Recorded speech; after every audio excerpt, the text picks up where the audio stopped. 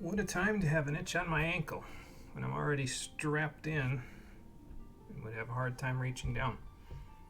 Oh well, here we are again. I'm on the wrong class for what I was planning on doing.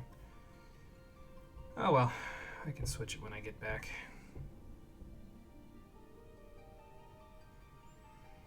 So we'll do what we usually do. We'll wait out the music and then we'll get started.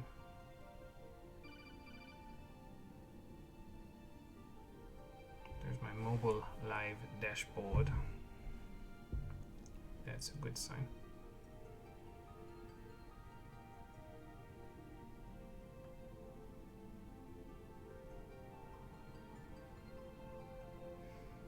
Ring, ring, I hear a tone. The Colonel, he's calling me. Colonel, what do you need? Hey Marie, how you doing? Welcome back. Just about to get started. My phone's alert ringtone, so my actual call ringtone is calling from The World Ends With You. We've heard that already before. The alert ringtone is the Metal Gear Solid Codex alert sound effect, so very easy to remember.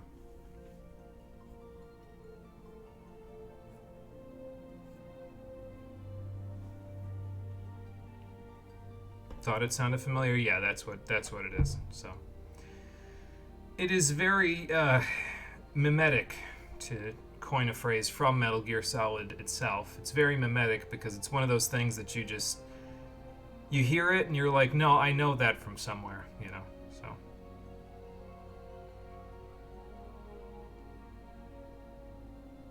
grinding out gear, then you're gonna take a break, do some therapeutic crafting. Yeah, I could see that's how I always liked doing crafting in this game, is to use it as almost like a side activity, as like a little puzzle from the rest of the main game, basically.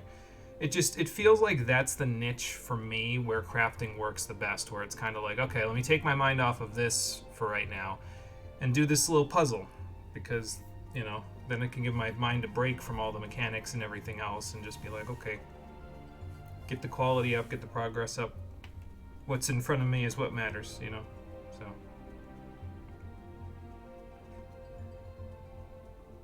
oh, you need to make about $300,000 worth of gil worth of furniture to redesign your house. Okay, well, I mean, that's not too bad. I furnished my entire apartment for about 1.5 million gil, so I know how that goes. So 17 million on your retainers and you don't know what to spend it on. You should buy a Night Pegasus whistle. I don't even know if you can get one of those for 17 million. I'm pretty sure they're way more expensive than that, but I don't know.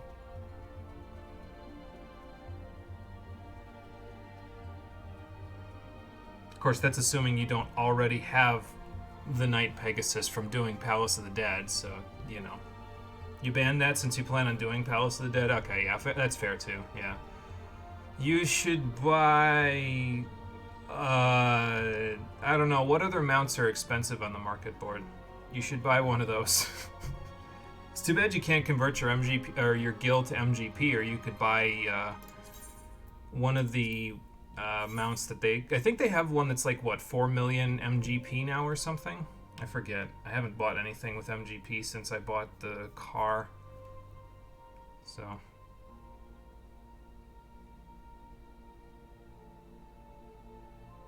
too many currencies to balance. Need to have a centralized bank in this video game. You figured you'd buy one of the flex mounts from Rowena, but that means putting gil in her pockets. Yeah, that's fair. Depending on how much PTSD you have for Rowena, I would say it's not worth putting gil in her pockets. Just don't let her hear me say that too loud, because there she is across the room. Also, more bad news, aside from me being in the same room as Rowena. I'm pretty sure last episode is the last time in this stream that I'm going to be playing a healer at all, because I have only tank and DPS roles planned for the last 4 pieces of instanced content we're doing. So that's a shame. The only class that I find remotely engaging now off limits for me for the rest of the stream. When is this game gonna be over again? How you doing, everybody? Welcome back to Final Fantasy XIV Shadowbringers, the stream edition. Cole's here. Ready for the call, Cole? Last time we started up on the weapon quests, and I was going to do the Allied Beast Tribe quests for Heaven's Ward in between each of the weapon quests, but from what I have been told, I got a link shell mail from Rory, and by that I mean Cole wants to leave the stream early today. And the weapons are already mobilizing, which means we need to go do Emerald Weapon right the fuck now. So we're gonna go back. If they're already mobilizing, we might as well get ready for it. Cole didn't say yes or no whether he's ready for the call. I assume he's not because on Discord it doesn't show him in-game, but oh, he says yeah. Okay. Then I will call you. Hold on. There you go, now he's in game. And now he's in the call. Oh, hi. Stop. Going I'm back. actually on time today for reasons. You are on time today. That's good. I'm going back to Porta Praetoria. Because... I'm going to Porta Praetoria. Because I can't believe they already mobilized the next weapon. Like, that seems ridiculous to me. They were a little pissed off. I guess so. Not the Ether Ray. Confucius, I have something for you. I'm going to put it in your saddlebag because we're not going back to the first anymore. So I'm going to give you back the Pegasus Magi so that you can take that right back to where it belongs, which is inside of Alpha's shrine in the Pillar of the Sky. So you go take that back, buddy. We'll take care of the Beast Tribe quests and the weapon quests, and I'll see you on the other side. Alright. So let's go down and hit up the next one. Blood of Emerald. Oh boy. You have 4 retainers with at least 4.1 million gil on them and nothing you know of to spend it on. So bad at this. I suggested one of the more expensive mounts on the market board. But the only one I know is the Knight Pegasus, and Marie's planning on getting that just by doing Palace of the Dead anyway, so... Any other really expensive mounts you know of on the market board, Cole? I don't really know. Because it's out of my suggestion is always literally just blow all your money on glamour, but that's only because that's what I do. Mm. Yeah, I don't really know anything about because expensive mounts because I never have enough money to buy them. So. Listen, the more effects that you have on your weapon, the more drip it is. Mm. Fair enough. How much drip is on your current weapon, Alice in Wonderland? Since you changed it since last time, I can see it from here. I did. Okay, I guess we're going back to Turncliffe. Well done. Yeah. There we go.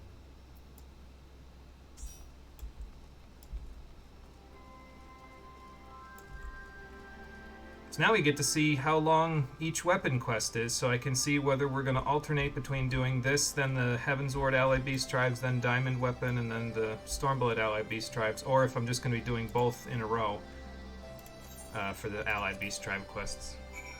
Welcome to the stream, Lifeblood. We're long playing these the Evangelion questline. I thought it was the Gundam questline. It's both. Oh, okay. Lifeblood, how you doing? Welcome back. You are late? That is okay. I was tactically late to the stream on Tuesday because we were on top of a dungeon and I had to wait for Cole to get here anyway, so I figured instead of twiddling my thumbs for 10 minutes, I'd just wait an extra 10 minutes and then start the stream. Worked out pretty nicely.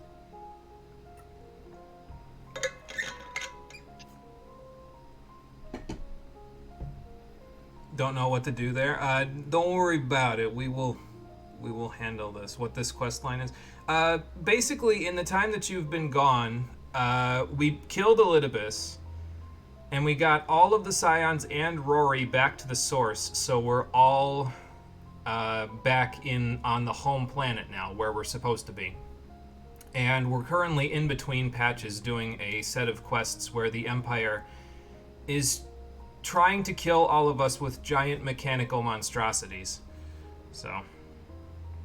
it's one of the only fun parts of post Shadowbringers. You'll like it. Yeah, already. You missed 2 streams, but we did a lot in those 2 streams, yeah.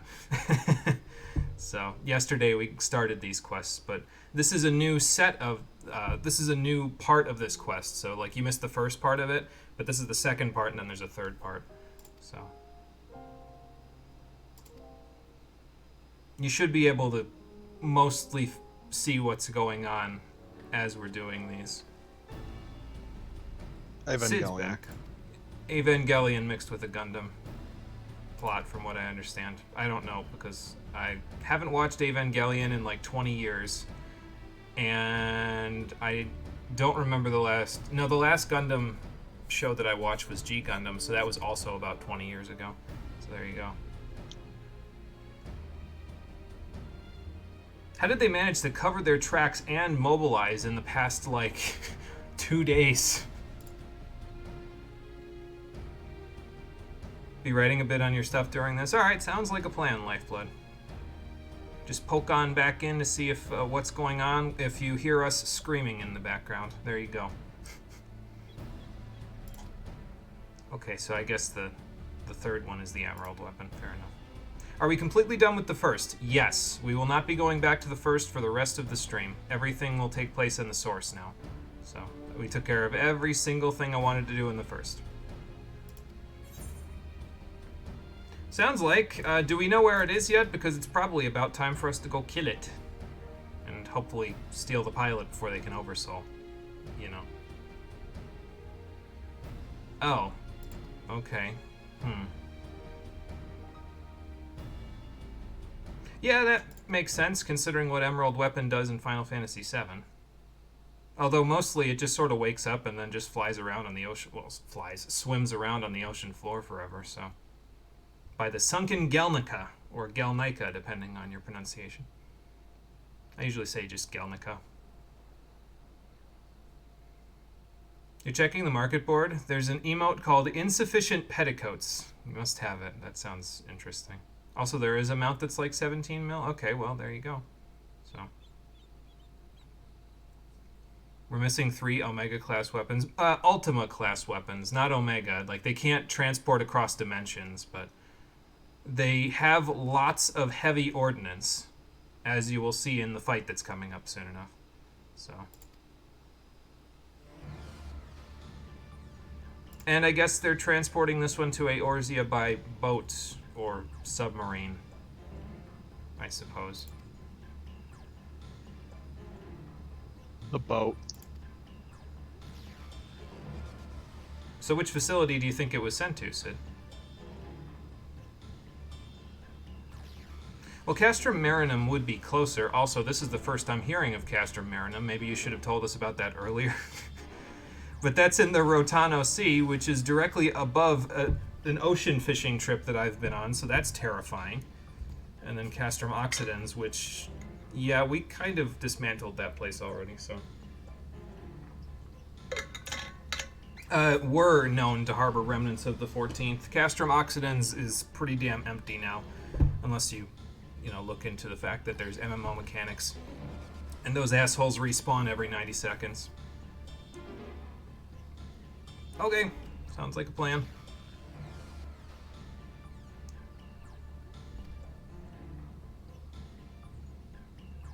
Did I try to rotate the legs too hard with G-Warrior, Sid? If anyone was going to break the G-Warrior, it was going to be me, because I had no fucking idea what I was doing. Trust me when I tell you that was not you. Oh, did you overclock it? I may have gone a little over the top. A little. A little. Uh-huh. Hey, Colo, how you doing? Welcome back. Good evening, yes. Are they just casually wandering the world and no one thought we need to take care of them until now? How long have they wandered the Earth? No, they're not casually wandering around the world like they were in Final Fantasy VII. They're being deployed by the Garlean 7th Legion, so they're inside of Imperial bases. And they've only just started to be deployed, like, last stream, so a couple of days ago in-game, basically. So, almost 10 p.m. and you're on the fence of going to buy a kebab. I say go for it. Kebabs are good.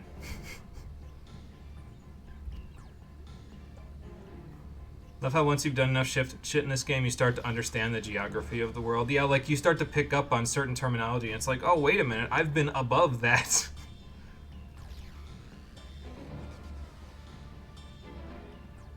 Oh, we get to go into a submarine. Is it yellow, Sid? Did you make the reference? You're gonna make an Elton John reference with the Diamond Weapon quest, so you might as well make a Beatles reference while you're at it.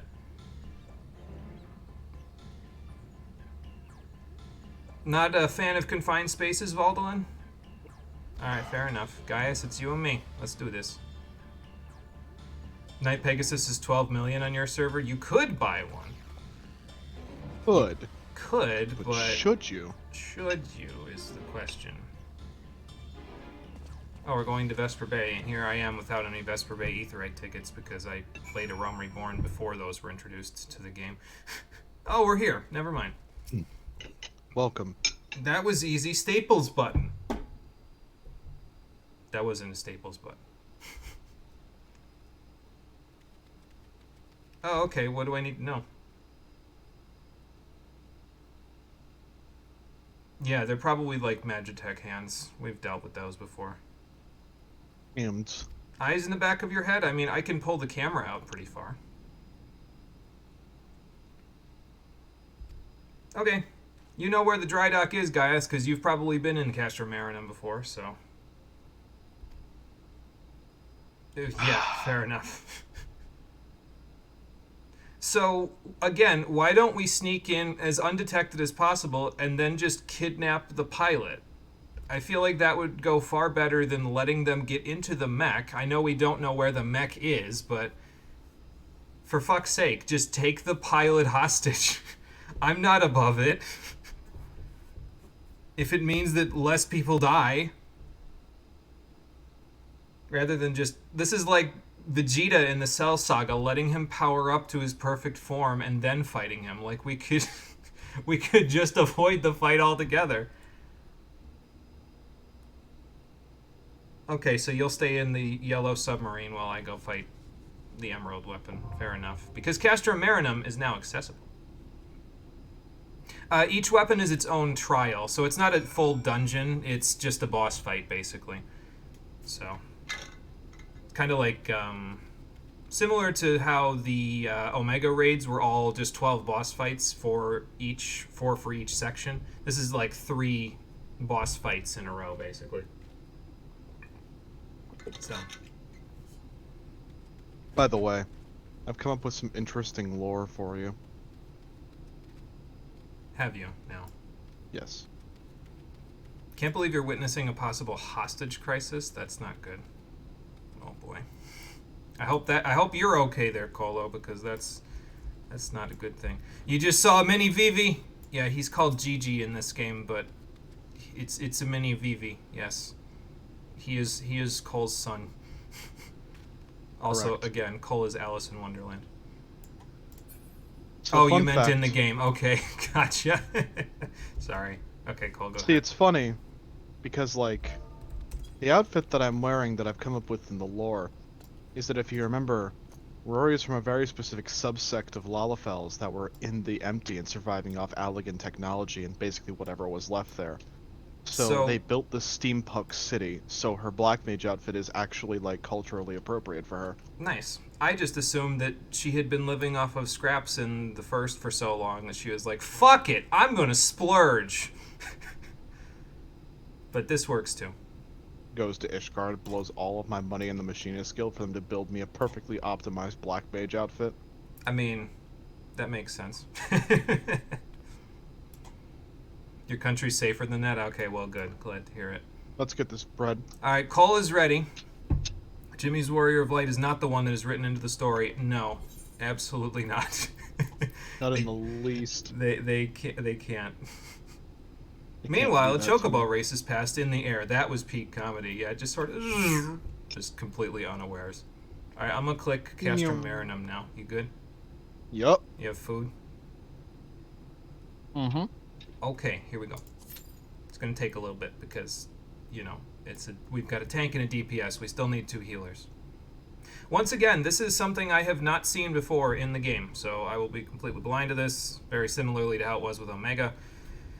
And again, more of the remainder of the stream, which is 4, maybe 5 streams at the absolute maximum after this, is stuff I've never seen before than stuff I have. I've seen patch 5.4, which we'll be doing once these quests are over, but I have not seen any of the weapon quests. any of the Allied Beast Tribe quests except for A Realm Reborn, because we did those on stream. And I haven't seen any of the Stormblood Hildebrand quests, which are also planned for after patch 5.4 is over. But I don't want to say that too loud because then my character might remember that he forgot about Nashu approximately 6 weeks ago at this point. Would it be 6 weeks or would it be more like a month? I'm going to say it's more like a month. Leave her alone for a month in Kugane to look for the inspector.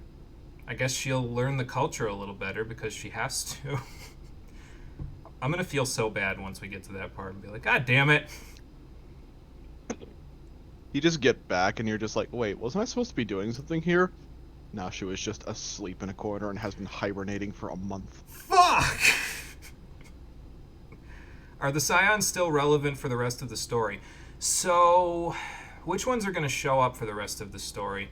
Alphinaud will show up, Alice will show up, Graha will show up. I don't think Thancred, Ishtola, or Urianger show up again for the rest of the story, but they might show up in a couple of cutscenes. So some of them will be more prevalent than others. So, and yeah, now they're not slowly dying in the source while their souls are in the first. Their bodies and their souls and their memories are all together in one place now, where they're supposed to be. So, I think Lys shows up again, but we haven't seen Lys since Stormblood, so that'll be a nice little reunion. I'm really sad they kind of just wrote her out of the story after Stormblood because, like, I get it. Her narrative role was served and she had a massive central focus in there, but, like, she went from, hi, I'm a Scion of the Seventh Dawn and one of the more important characters, to relegated to leader of a country. Yeah, she's kind of the de facto leader of the Alamegans now, isn't she?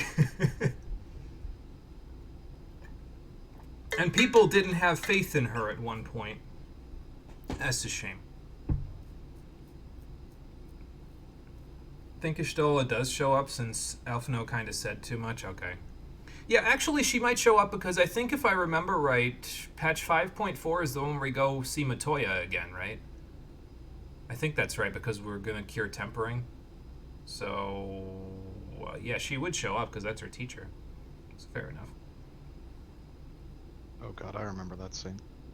Relegated later, he says. I mean, nobody else wanted the job. Did Roban even take that job, or did he go back to the Immortal Flames? No, he went back to the Immortal Flames, I think. Oh, okay, fair enough. Because I remember there being a patch, like, all about that. Yeah, patch 4.1 where Nanamo... No, I'm pretty sure Nanamo told him to stay with the Alamegans. She was like, no, I'll be okay. And then they had that heart-to-heart talk in the Royal Menagerie, and then... I don't remember how that shit ended. Yeah, I don't remember. So I remember it ended with Roban being literally... with Roban and Nanamo being fucking adorable, and me exploding on stream.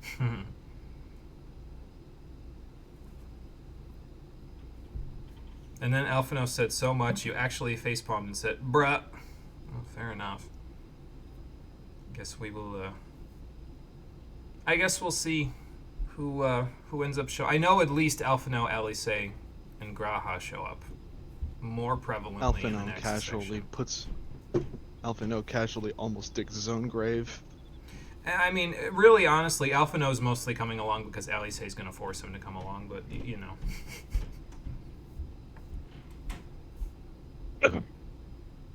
Alphinaud accidentally almost gets himself murdered comedically multiple times throughout this game, I'm noticing. Mm-hmm. I mean, that's their joke for him, so they're going to keep playing it out. Until it pays off. There is a specific instance in Endwalker where Alice gets so pissed off at Estinian for mistaking her for her brother that she shakes the entirety of Ishgard with her yell. That's true. We won't see that, hilarious. But that's true.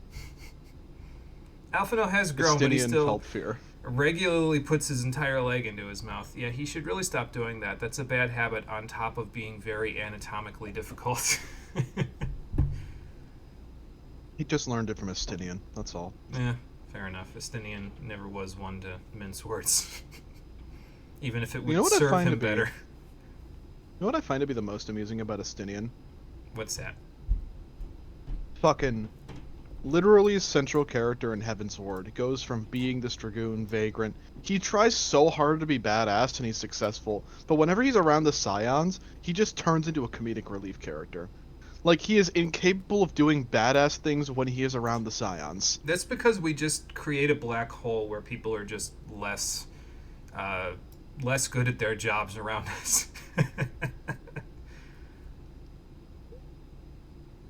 There's just like a story-based vacuum around the Scions of the Seventh Dawn. Those types of people will not change until it has a serious consequence, or until it becomes less marketable for Square Enix. We'll see which one comes first. Trying to think if I should go see if the painter is done with my painting yet in Idleshire, but I'm afraid if I do that, well, the queue won't pop during a cutscene if that happens, but I don't know if I'll have like an in-between transition if I do that, because initially what I was planning on doing is I was planning on starting the stream today with the Allied Beast Tribe quests for Heaven's Ward, and then doing these quests after I was done with those, and then doing the Stormblood Allied Beast Tribe quest, and then doing Diamond Weapon. But like I said, Cole needs to go early today, so we're doing these first, then I'll do the Allied Beast Tribe quests. But now I don't have it. Since we are approaching the end of the stream, it's turning into my schedule is progressively becoming more and more, having more and more stuff in it. Well, and I mean, it's a logistics thing, right? Like, you do multiplayer streams, and that just happens. Like, you not only have to balance around, okay, I have what 3 days this week can I stream? You also have to balance around, okay, what 3 days can I stream and someone else stream this week? So it becomes tougher the further you go. Thankfully, we're almost done. So, yeah, tempt fate and make the duty finder pop faster, something like that. Let's see what we got. Well, there's our submersible. About this one. If I see carry armor, I'm gonna fucking flip. I'd be more scared of that than Emerald Weapon.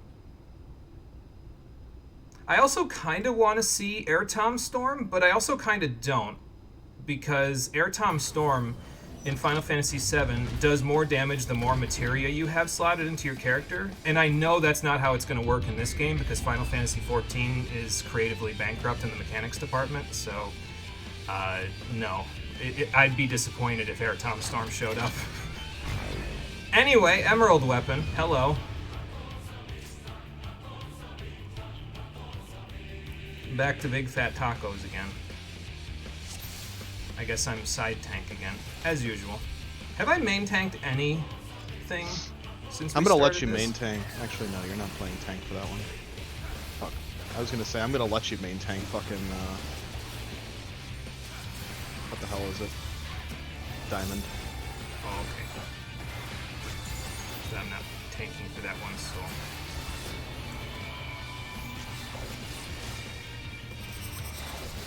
Emerald Beam. Whoa. Fuck. Oh, it moves with you. Okay. Ah! Maybe I should be sprinting. No, it's not keeping up with me. Well, that was kind of cool.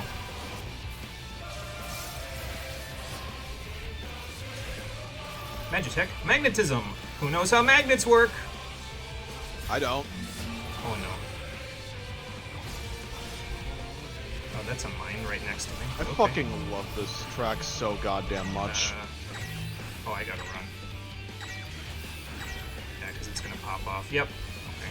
I saw the two positives just in time. Optimized Ultima. I'll reprise it. I say that like you can reprise it. Split. Oh. God damn! Sidescape. I have to turn grid off. I'm doing too much damage. Oh, that's a knockback.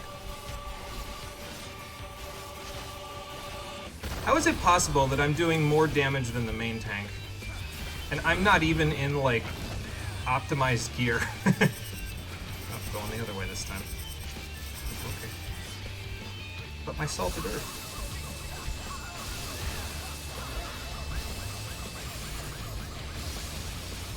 My pain is immense. Why did you black mage this again? I have. Oh, the I wanted the platform's stream getting to. I wanted the stream to suffer with me. Oh, okay, fair enough. Platform's getting smaller, by the way, so be careful. Doing my best. Uh-oh. Oh, he's got hands! do you suppose the hands are gonna do? Fire AoEs at us. Oh, good.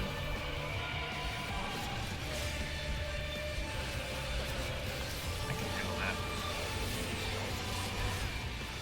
that. Divide and conquer. Eh. Magitech magnetism with this little room? I mean, okay, game, if you insist.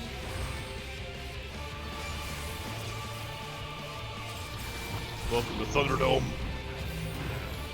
It's over here. All the way against the edge, but don't fall off.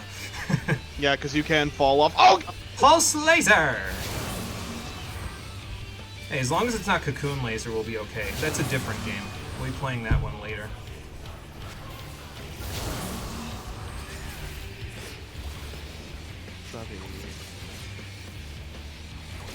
Sorry, I'm not looking at chat. I'll look at it once I'm done.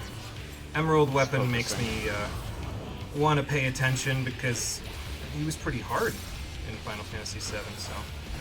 hands. Sidescape. Oh, okay. I haven't dropped a Nokia in this entire fight. Well, somebody really liked the near raids. And by that I mean the development team really liked the near raids. I'm just gonna not get hit by any of these. I mean, I already ate one, but I'm a tank, so it's fine. So just go over here. Does geometry. just remembering my trig tests. I'm gonna knock. I just killed somebody. You just killed somebody? Yeah. Oh. I'm so sad. That's fun.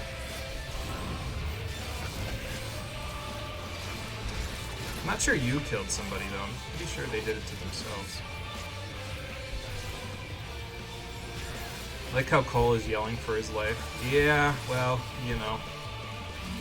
It wouldn't be our stream without Cole yelling for his life. Why won't you die? Oh, because the mechanic's going out, that's why.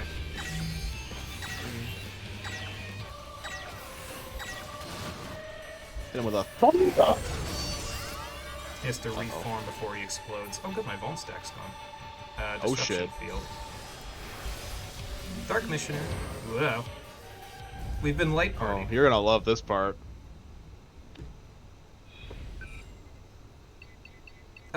Sir, I don't know if that's a good idea. You're going to die. Like, you will not only die, you will suffer a fate worse than death where you are melded with radioactive aura. There he goes, smiling into the afterlife. Is it gonna go boom? It's gonna kill us with big booms, so... It will not go boom, we will go boom. That's Gaius. Yep! Hello. Well, I guess that makes sense. They've been, you know, overriding their consciousness with the rest of the Empire's highest ranked Goonies since then. Oh. Well, that's a new one. Did they make improvements to the Aura site in the past 2 days? Seriously? The Gauge fast as resets. fuck. We should have used that. Oh well. Whoa. Oh god. Oh god! And a tank buster. Damn. That's nasty. Making me work for my money. Also, that track though. Primus Terminus Est. Yeah, I guess they swapped the track around a little bit. Boop! Alright, turn this on now. Second is Terminus Est. I think I'm gonna have to move. I'm gonna put it like right here. Okay. I mean, that's not too bad. We made a spot. Oh look, there's even a spot for melee. We're so thoughtful. Oh, the summoner's dead again. Tertius Terminus Est. Also, you hear Genova's theme in there? Not really, to be honest. Whoa. Okay, so I'm gonna wait right here. Yep, that's what I thought. I am a fucking genius. Oh, hey, it's max melee. Nice. I can stay there.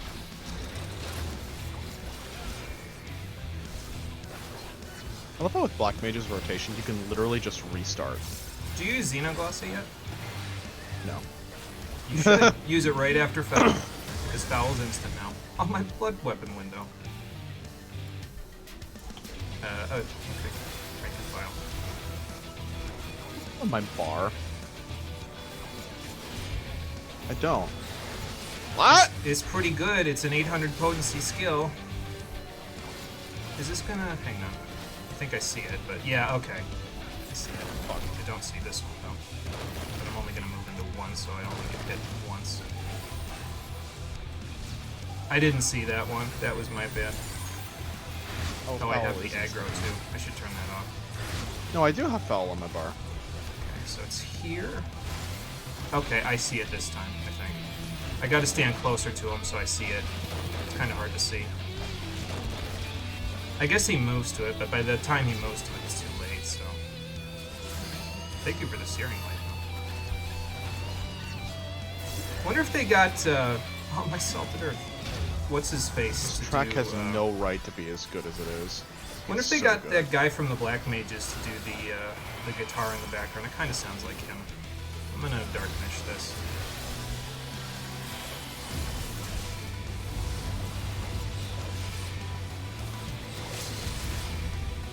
I'm sending you to God! I don't know if you'll make it, but... Alright then. So, that's my favorite weapon fight. So does that mean it's all downhill from here? No, I just love the transition. Oh, okay, fair enough. I mean, it can't go much further downhill from here. We're already at the ocean shelf. Good job, team. Not bad. Yeah, that one was pretty good. Obviously, I fucked up one mechanic, but I was on a tank, so it didn't matter. Oh my god. Yeah, so I think it was 20% dead there already, because when they oversoul, I think they exchanged defense for power. Not that it helped them, because they clearly telegraphed their attacks with big orange markers, but, you know. Anyway, let me read the rest of chat before we continue. Magic technology is always interesting. You thought Metal Gear Rising music just started? I mean, it kind of came up to that, yeah, somewhat. 14 has many good mechanics, and they just never use them again. That reminds me, I was going to say something. I mentioned last time that I would have appreciated them bringing back the mechanics of Sapphire Weapon for something else. They could make that the next Eureka. What do you think of that idea, Cole? Let me get the G-Warrior, except it's just Eureka. Let me play as it. So Eureka is a zone with a completely separate set of mechanics. You can't level up any of your current classes there. They could probably finagle it where you get experience for your actual classes there. But basically just like a separate combat system where you're basically wandering around like scrapping mech parts or something for your mech and then just upgrading it at base. And then at every so often you get an instanced piece of content where you go in with like 24-man mech parties. So. Oh, typing up the lore summary for the world of your series. Nice, Cola. That's cool. Hopefully it's going well for you. On God, what? On God. I love Emerald Weapon's design and fight in this game. It was pretty good. It's funny because like the EX isn't all that much different. It just hits harder and it's like a little bit more convoluted in terms of positioning. See, what's hilarious about Emerald Weapon EX is that it requires a lot of positioning, which is funny considering that, you know, it's Gaius. Yeah. You know, military leader. Squads form up. Yeah, I was going to say requires lots of positioning because he's a squad leader. 14 has many good mechanics and they just never use them again. The mechanic where you have to heal check the ads in Shinryu EX has never come back. That's probably because they changed it to where if you're targeting an enemy now and you use a healing spell, you just heal yourself. That's probably why they never did that again. Yeah, Rory was Black Mage again. She has become Alice.object. Cole's gonna have fun with all this moving. What are you talking about? Cole's the only one suffering. The stream isn't. It was very entertaining. I think that was the misheard lyrics. Yeah, it's big fat tacos and meat or something like that. Wish all this wasted damage transferred to phase 2. That would be nice. It wasn't Emerald Weapon anymore. It turned into Ravana. You wouldn't know what Ravana is, Lifeblood, so... Asura except with swords. There you go. Made improvements before Sapphire. They just didn't have time to slot it into Sapphire since it was already incomplete. That, and you rushed them down so fast they couldn't reconfigure the squad.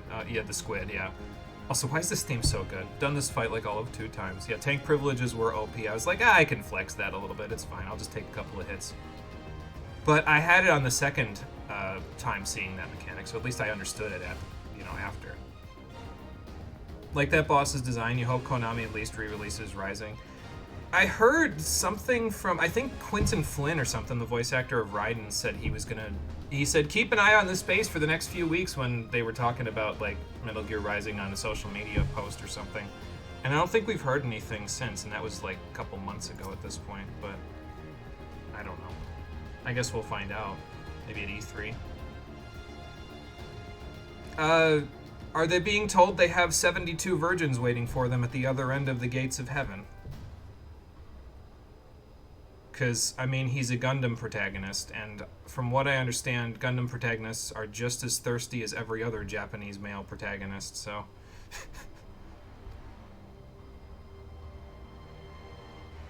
Yeah, you didn't use most of that when we fought you, now did you? Were you holding back a little bit? Yeah, maybe at E3, yeah, like I said. It's possible. We'll find out soon enough. E3's in a couple of months, so... How many of those techniques did you hold back from when you fought us? Because, like, you basically... All of the Terminus Ests you never use. Now, you gotta remember that Gaius has changed since we fought him in A Realm Reborn. Like, if you do the fight nowadays, he's got more mechanics that are similar to what we just saw. Although very, very slow by comparison to those. But when we fought him, he was basically just another Imperial goon who used like a tank buster with no timer on it, and then a ground mechanic where he did damage over time. So, you know, excuse me. Why virgins? I mean, never mind. It's a very not safe for work topic to transition to. Blame people in 600 AD when the Quran was... Actually, no, don't blame those people. Blame the people in the Molahads over the past 50 years who have brainwashed people into thinking the Quran is just about killing yourself for 72 virgins. That's a subject I have a very big personal, not personal stake in, but it's touchy for me because I've read the Quran, and that is like a humongous misreading of the Quran, but this is getting into religion, so this is not a humanities class. Let's move on. You having fun waiting for me, Cole? What? Yeah, he was dissociating because I was talking about religion. That's okay. I mean, are you sure? Isn't that going to feel like a personal invasion of space for you since it used your combat data? Yeah, I mean, you guys did have to come all the way across the continent to get here.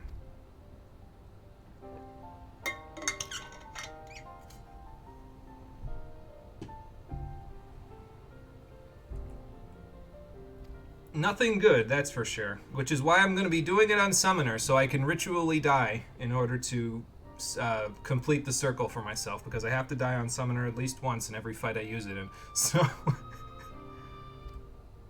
I mean, this is just another day for me, honestly.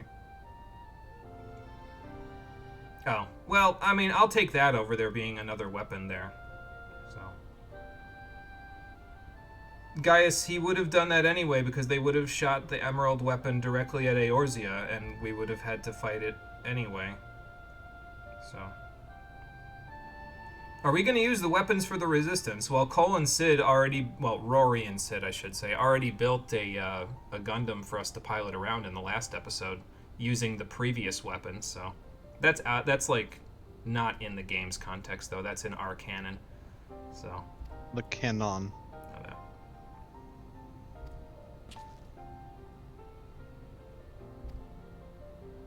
I assume that the Resistance takes the wreckage of the weapons and uses it for something, but I don't think we get to use it for anything, like, in character. So, be gentle with this autopsy, Sid. That is more commonly referred to as Fanon. Yeah, there you go. That. Which Resistance, Bajra or another one? Good question. Maybe my Echo Vision will tell me. I assume that Turncliffe has its own Resistance section, like the Whirlit Resistance, you know. You knew all this time that we were going to have our bodies turned into goop and sucked into a mechanical energy core and suffer fate worse than death. Why would you even bother with something like that? Well, I mean, yeah, it's Garlean, so that's why they'd bother, because they have no boundaries, but you know. But you don't have a chance to beat me even with it. I would think by now that would have been proven, because I've beaten you anyway.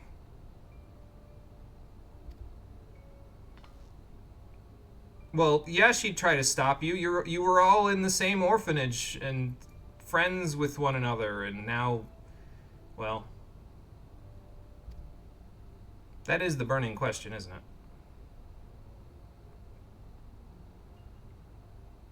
I'm not sure they had respect for you to begin with, because Gaius was kind of an asshole before this, but, you know. Going to the internet and interacting with people when you first started using it made you realize how much more racist your country is, yeah. Yeah, I understand that. Believe it or not, it happened to me as well. Because at the time when I first started using the internet, we were relatively in a bubble compared to, you know, other people, and people treated each other fairly equally where I live by comparison to, you know, how they are on the internet.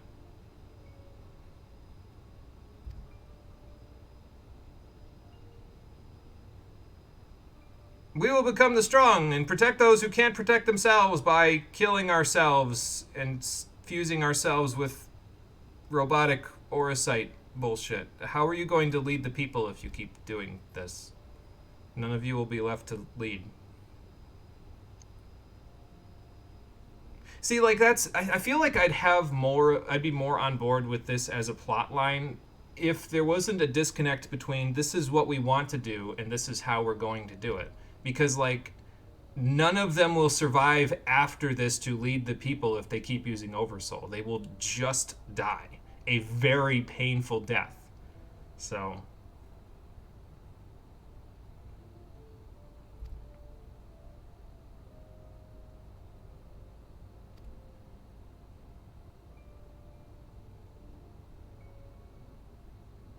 That's because they never brainwashed her, I think. Unless that one guy was taking advantage of her in his room in the previous quest. So. I don't want to think about that. Yeah, me neither. It's kind of gross. No, I'm not as familiar with Warhammer weaponry. I guess I'm vaguely familiar with Gundam weaponry because I watched, like, G Gundam, and I guess I watched Evangelion too, but yeah, the pilot is expendable. It's just that out of the people that have killed themselves for Oversoul so far, the only ones that I know of that don't have a link to these mech suits are Alphonse here and then Allie. So, does the vote thingy work now? You can use the vote if you want to. We can start the suggestions list now thing where you... I assume you're talking about pick a stream suggestion. We can start that now if everybody wants to. I'd be down with it. Just make sure you make a suggestion for a game first before you buy that chromatin reward. So, I mean, I guess you could do it in either direction, but what if all of a sudden 4 people buy it and you didn't make a suggestion? That would be unfortunate, wouldn't it? So, 4 of them things. I think Allie's got a point. Yeah, others that are nameless and can't take advantage of the Oversoul the way that all of you can because they weren't trained as well. So. Okay, Lifeblood has bought Kid Icarus. Pick a stream suggestion and suggested Kid Icarus Uprising. I will put that on the stream suggestions list when I am finished today. Because we're close enough to being done with these suggestions at this point, I think. So I'll just, whatever. We'll put it on there. Taking donos to upvote your suggestions? Cole just wants money. Minus the dying part, that's just the Company of Heroes MO. Yeah, that's true. We didn't really get to know the Company of Heroes all that well, though. Meanwhile, they very much want you to care about these people, or they wouldn't be spending more time on their backstories than they do having us actually fight them. You will use your powers for chaotic neutral purposes in regards to stream suggestions. There you go. Oh, that's not good. How do you expect her to genuinely see any of you in a good light anymore if you keep doing this shit to her? To be fair, most of them probably don't intend to live through this. True. Very true. As I was saying previously.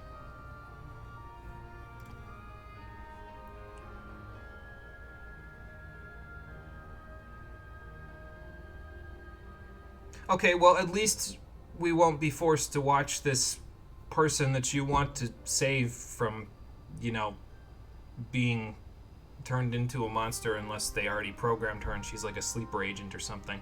It's gonna be like we just say the trigger word and all of a sudden she'll be like, I'm going to turn on Oversoul immediately.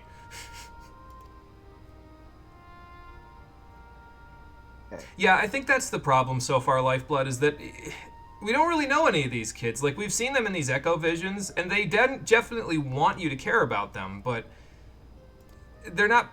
There's no connection there. I've never seen these people before these quests, and the only time I'm getting development from them is in their sob stories in the Echo Visions. So it's like, I mean, okay. See, I think the thing is that yeah, these kids have never really gotten any development, but it's also just for the strict purpose of these kids. We're only just now learning what their real vision of what they want to do with the weapons are, and it's more of just yeah, the first couple haven't really been developed, but it's more as we go along we learn more about each of these kids individually and their bond with Gaius, but also this quest is colloquially known as Jesus Christ, even Gaius didn't deserve this. Mm. Well, we'll see about that once we do Diamond Weapon.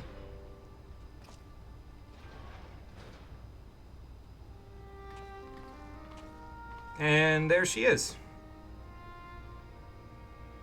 Well, yeah, she may or may not have been raped by her general before being taken here and locked in a cell by her best friends, who then went to die instead of her. So, it's a wonder. Let's not talk about that. It's a wonder she'll even be talking after this.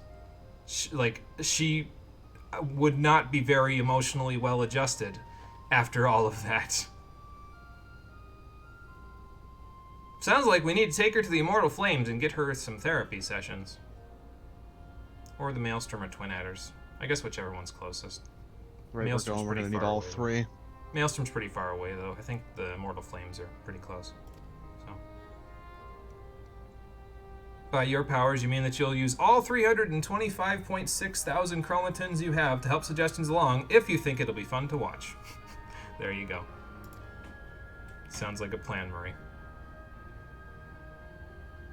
People say Kingdom Hearts is a confusing problem. I think the problem with a lot of 14's plot lines is that there's a ton of intermingling plot lines all happening at once in different sections of the game, but they have to start and end where the side quests start and end, you know what I mean? Like, there's a very small number of side quests that directly overlap with the main quest, unless they're just repurposing, you know, NPCs like Gaius here. He was in the main plot, and now he's in the side plot, so...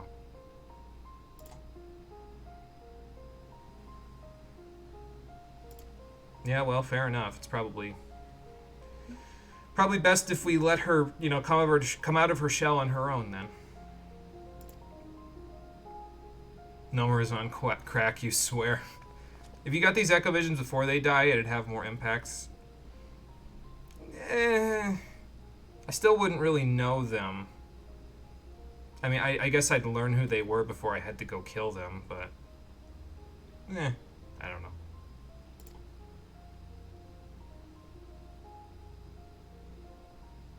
I hate to bring back the whole, you know, their sleeper agents trigger word thing, but I feel like if there were a few quests that happened before this where it was like, Gaius needs our help because we need to liberate Turncliffe because he suddenly found the orphans that he used to know, and then you get a few quests to let them kind of marinate with your party, and then all of a sudden the Empire's just like, trigger word, beep, and then they all turn into sleeper soldiers and they start piloting the mechs, and then we have to kill them after we've known them for a few quests, then it might hit a little harder, but...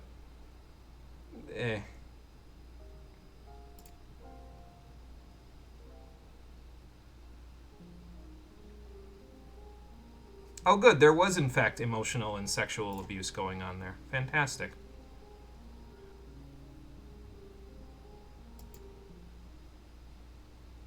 I feel like this is kind of a taboo subject for Japan, though, so I guess good on the developers for actually going through with it, even if it's done off screen.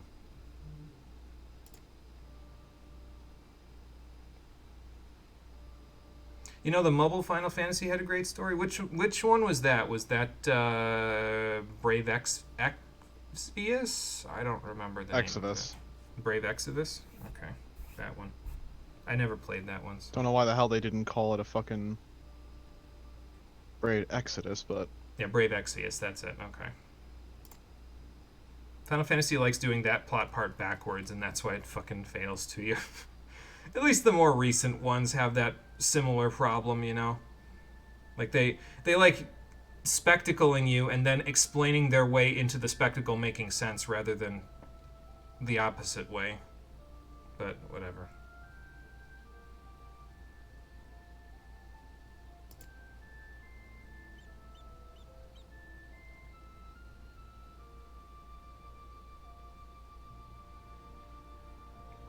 Let me know how that worked out for you, Sephira.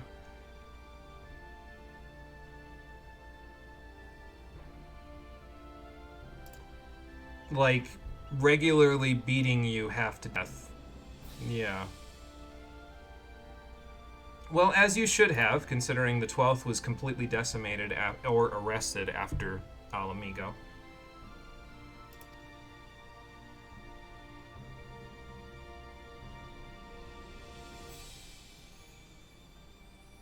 Well, that sucks. Sorry to hear that. Why did you try to go back to them anyway? If you decided to flee from the 12th Legion after the chaos of Alamigo, if you went back to the Garleans, wouldn't you be labeled as a deserter and be cast out anyway? When you were already being beaten half to death on a regular basis? Like, what? Stockholm Syndrome, yes, but, you know.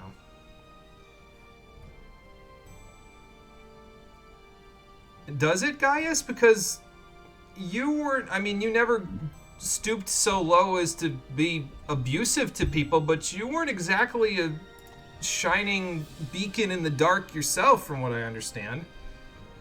Unless the thing that I think that this quest really sets up is that Gaius, in the grand scheme of things, he was a monster in terms of, like, being an Imperial Legatus. But what I like about this is that it shows that Gaius, in comparison to a lot of the other Garleans, was fucking tame. Which doesn't excuse any of the horrors that he committed. No, don't mistake it for that. No, I know it really does show that Gaius was different. I guess. Which is why he's capable of being what he is now. It just feels like they're writing that now rather than it having been set up previously. I know that's a symptom of MMO writing. It just, I don't know. I never would have pegged Gaius for the way that they're showing him in these quests.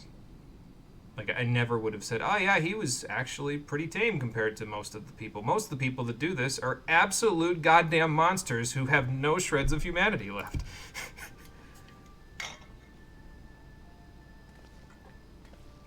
What it's doing is it's painting the Empire as evil rather than complicated. And I mean, I guess they're trying to make it so that it's like, no, you absolutely have to defeat the Empire and kill these people, but it's like, no, there's complexity in every war. There wouldn't just exclusively be evil people in this army, because now Gaius is defected, so that would leave only the Trust evil me. people, but, you know. There is a lot of complexity with Garlemald and Endwalker. They handle that subject very well, in my opinion. Okay. Well, I guess at least there's that. Mostly because they take vicious joy in ripping your soul out of your chest. Because they kill the people that are good. You could do a somewhat short, lengthy summary of the story of Brave Exvius, but you don't want to spoil it. Fair enough. Want to hear a hot take? Sure, Lifeblood, lay it on me. I'll hear your hot take. Excuse me. I've had a few hot takes on this stream myself, according to the internet, so I'm not above it.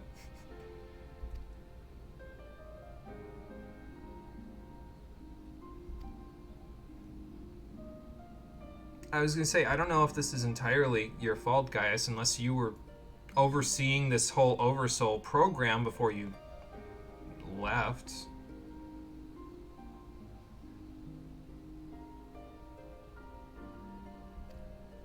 You agree with Sundowner's worldview on a lot of levels?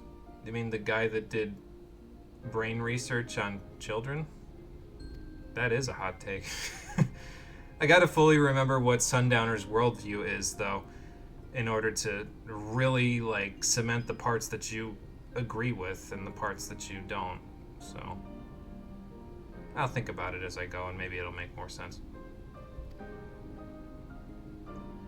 You're the only person who thought she looked kind of dead just now. I mean, she did just, get out of a holding cell after being beaten by her superiors in order to...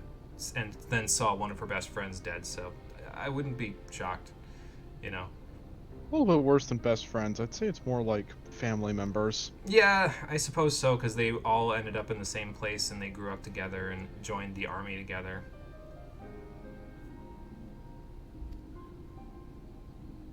He was sent from the capital because Xenos could be was the only one who was allowed to be a monster there.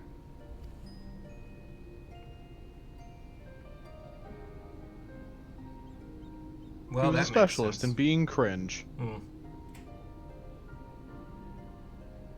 Valens is a fucking guy. Well, it's a good thing that we're destroying the weapons because it would be significantly more difficult for him to claim the throne if he didn't have a weapon to do it with. So, not that part, but you do agree that humans truly just want to wage war and we crave violence?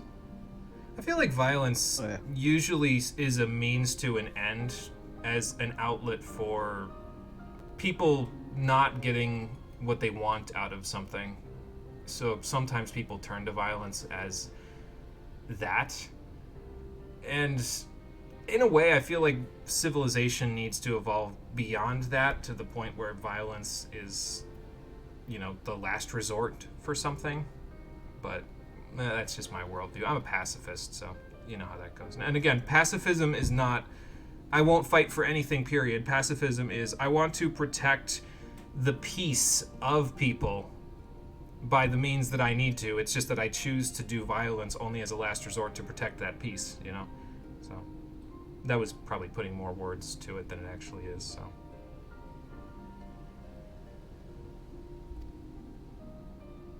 Oh, good. He's doing all of this because he's jealous of Gaius. Uh-huh. This is starting to sound like Graha did all this only because he wanted to follow in my footsteps.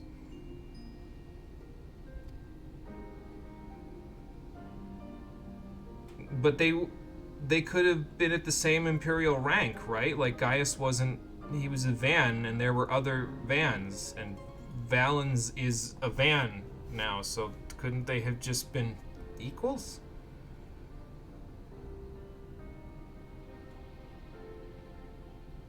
Oh, he served under Nero. Well, that explains the insanity.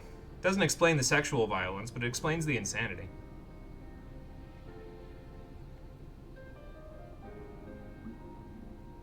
He's not a pure-blooded Garlean, though. He's an Al-Ra.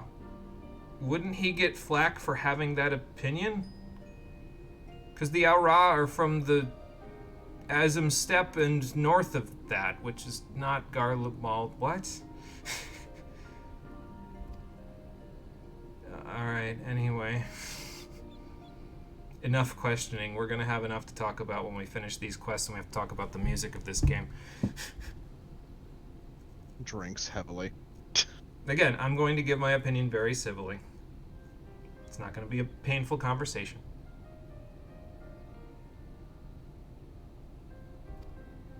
Yeah, that's a terrible time. Why have any of you not run away? Gaius was literally labeled for desertion. Wouldn't you want to follow in his footsteps? Because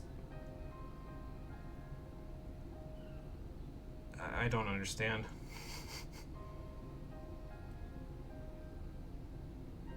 So take all of the soldiers in the Oversoul program and have them all flee. Or tell them, we are going to flee right now. If you come with us, we can't guarantee your safety, but we'll have a place for you when we get to the other side, even if it means we all die because we are deserted and we end up facing a firing line. If you stay, you chose to stay and be a part of this cycle that's condemning all of us to literally be beaten half to death every day. I don't know. Whatever. I have never been the victim of sexual abuse, thankfully. So I can't really say that I understand the mindset of someone who's the victim of sexual abuse. So I apologize if that's insensitive. It seems silly. Just do everything you can to leave, because worst case scenario, you die, and then you're no longer the victim of sexual abuse, and the abuser's a murderer. So.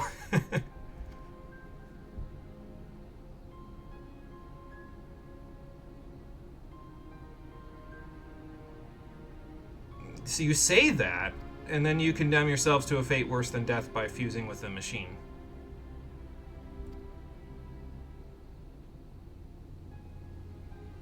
So why fight us if you're trying to this is all her opinion, isn't it? It's not their shared opinion. It's just she knows what she would want if she was a pilot, but she's not a pilot yet.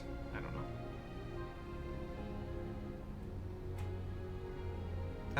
Okay, so that's what. So she's gonna be the diamond weapon pilot. I'm just gonna call that right now because they just showed us her thoughts and said, "If only I could get my hands on that last weapon, then I could save all of them by using the Oversoul."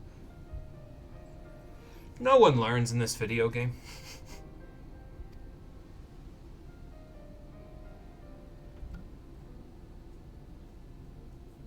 Hang on, what did I miss? You are everything he aspires to be. Well, I don't want anybody aspiring to be me. I understand that thought process. Can't tell you what you are. Your ideals have warped your views so much that the reality we live in is dull, dim, grayscale, and lifeless to you. You did everything you fucking did in life to escape the bleak reality like that. And while you're not separate from it, you don't feel like you live in that reality as much. So you're not nihilistic, but you're nihilist adjacent then. You've made it. Man, this is a heavy-ass stream. I'm kind of glad I'm leaving early. Cole, have some time to go drink after this. Man, Freeze, don't make this depressing. Yeah, you noticed. Very fucked up. Let me try something. Pyre Hearts. Weren't those the worms? Sir Gilman, is that you? Thought if True Nightwing doesn't work anymore, let's try another Triumvirate. Oh, it's your attachments that power your bullshit? Okay, fair enough. Hence why you're demisexual. Because that's a difficult topic to talk about. How come we have so many sexuality but only two genders? Because genders were defined before sexuality was defined in the dictionary, that's why. If you can literally look that up, sexuality was not defined by the dictionary before, genders was defined before that.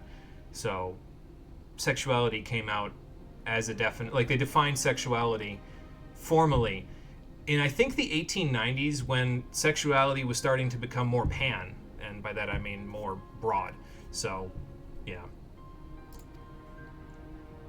Because the Victorian era allowed people to have those sorts of thoughts and say, maybe I actually like girls, or, maybe I actually like guys, or, maybe if I was born a different gender, I'd feel better about myself. Those thoughts weren't really something that people thought about them before that, but it wasn't something that you could really focus on, you know what I mean, until the Victorian era. So, anyway, back to the nihilism of these people's abuse. Back to the nihilism of war. And Guy is trying to fix it. Yeah, where do we go to find this guy?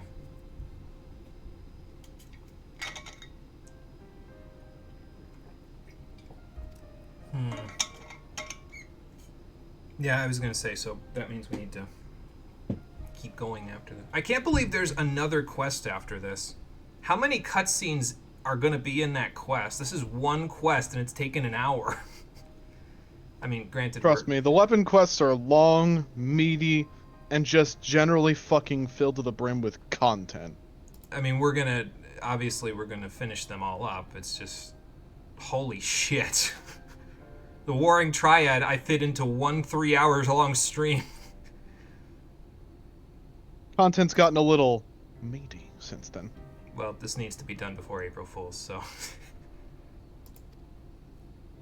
do you think I feel? I'm just sitting over here, slow-ass reading.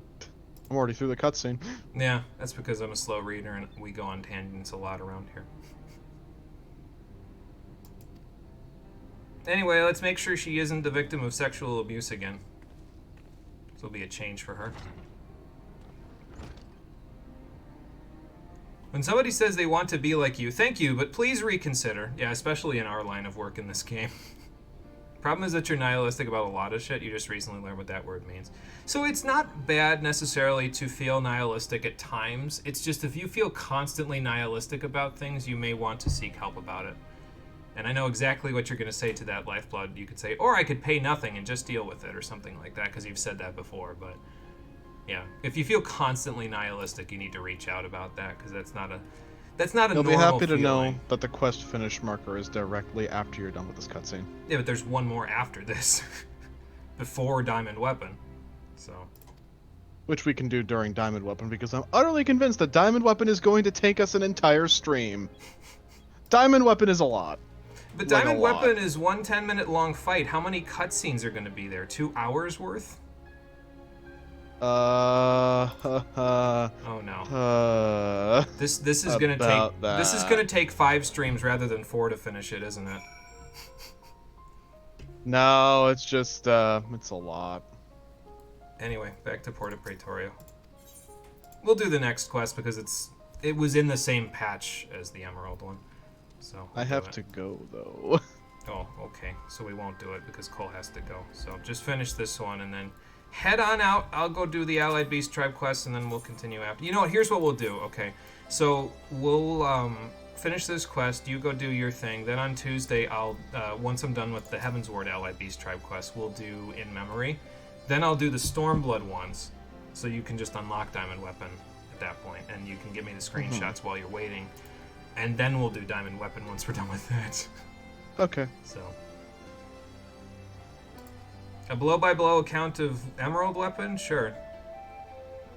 I'm glad that I was able to summarize it in approximately 3 seconds. Yeah, this report might be a little bit longer than the other ones, because apparently we have 4 hours worth of cutscenes left before the weapon quests are over. You don't actually have 4 hours, it's just a lot of fucking... There's just a lot to sift through, huh? Yeah. Several cutscenes will play in sequence, yeah, something like that. Man's got goals. Finish before April 1st. Oh, that's a thing. Yeah, because if I had to finish this game on April 1st, it would be an April Fool's joke, and I'd be continuing into Endwalker, and that's just cruel. I would never do that to myself or to any of you. We're going to play something significantly different from this instead. How many streams left? Either 4 or 5. We will finish this at the latest, the stream before April Fools. So that the week of April Fools, the week of April 1st, we'll be finishing this. Before March is over, though. So, like 4 or 5. Anyway, meanwhile, he's being cattle prodded now. Well, that's just great.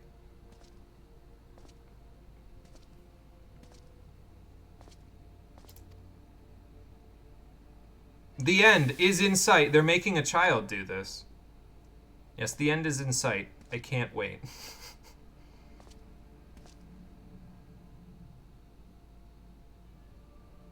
Well, what do you mean? Oh, no, that's right. He wasn't privy to their plan of letting them have Castrum Marinum. Which probably means that despite the fact that Alphonse is being a dickhead here, he's, you know, doing this because he wants Allie and, well, just Allie, really, to be safe, because she's the only one out of them that's not being programmed.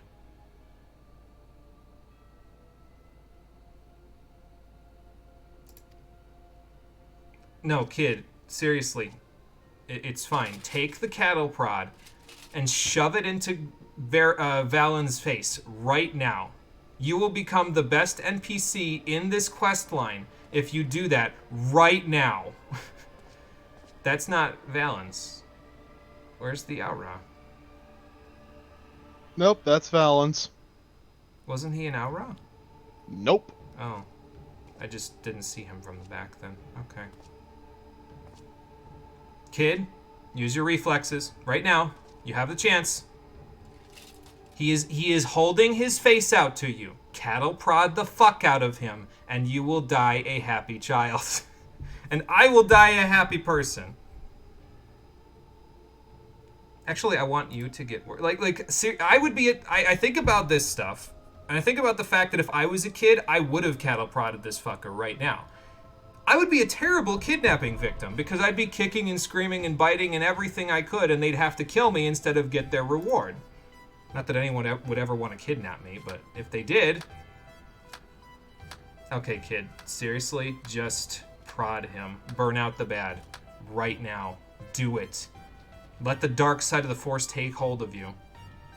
Because I'm pretty sure even the dark side of the Force wouldn't like the shit that's going on in this room. I am of the subtle opinion that the weapon quests, at least specifically for all of them, for all the themes that they explore, are actually probably the most fucked up content in the entire game, including the back half of Endwalker, which has people getting Thanos on the regular.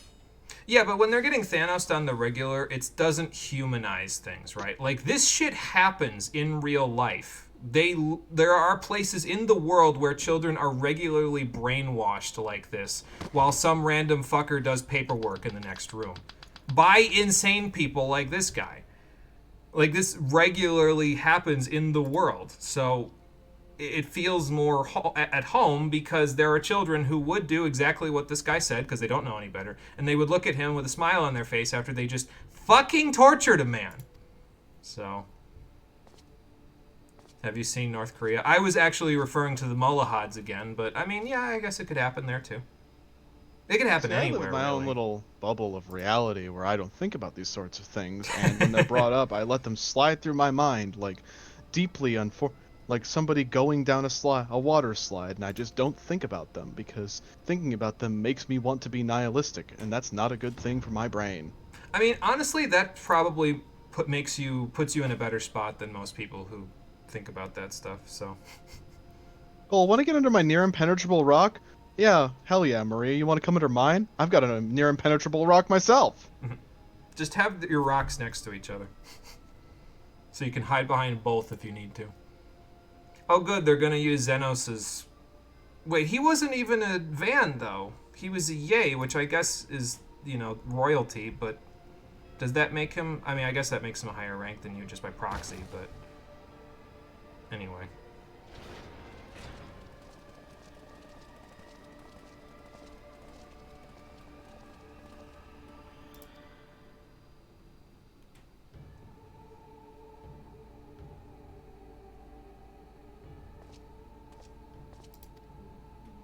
Yeah, I could swear the guy that I saw doing push-ups in patch with the after the Ruby weapon quest was another Aura. Maybe I just mistook this guy for that. Like, this guy doesn't look like he has dark enough skin for the guy that I saw doing push-ups back then. Maybe it was just the lighting of the room. I don't know. He was human. Yeah, I think it was just the lighting that was messing me up, I guess. This made you want to scream. This was so fucked up. Who's the Kroll one here? Yeah, that's the real question. I mean, we know the answer. It's Valens, but I just wanted that child to prod his eyes out with a hot iron. Like, it would have been far better than what he did to this guy.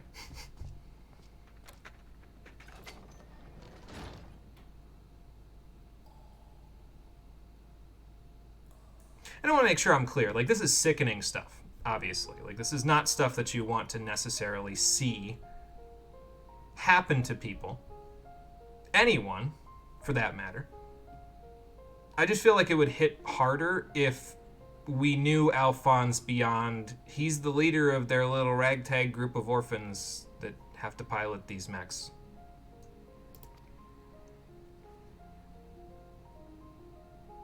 But you won't, because Oversoul overwrites your mind, Alphonse. What the fuck are you thinking?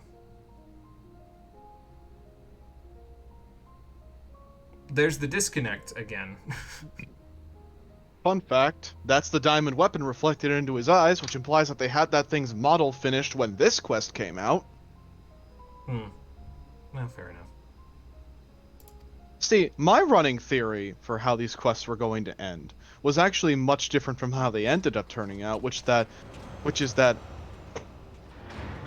well, actually, you get to see what bolstered my theory more so. Oh, okay. All right, Lifeblood, Because I take thought it this easy. happened in the next quest. We will see you for the last stream. Like I said, it'll probably be the stream before April Fool's. So, like, if that's going to happen on a Thursday that week, that's when it'll be. So, there you go. We'll see you then. You may fire when ready, General. Yes, get on with it! Yes, get on with it!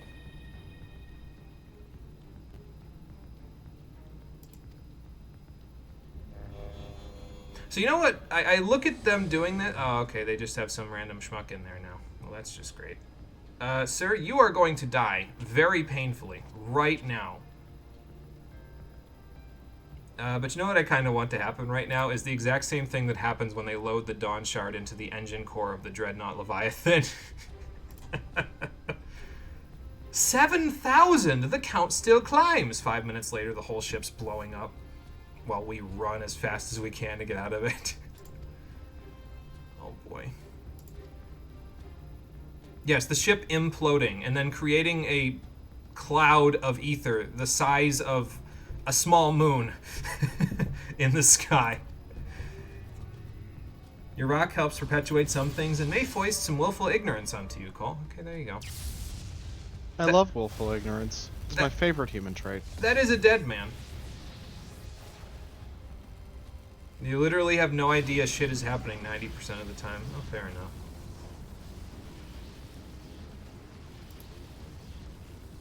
Heart punch! Oh, Jesus fucking Christ. They're infernoing him as well.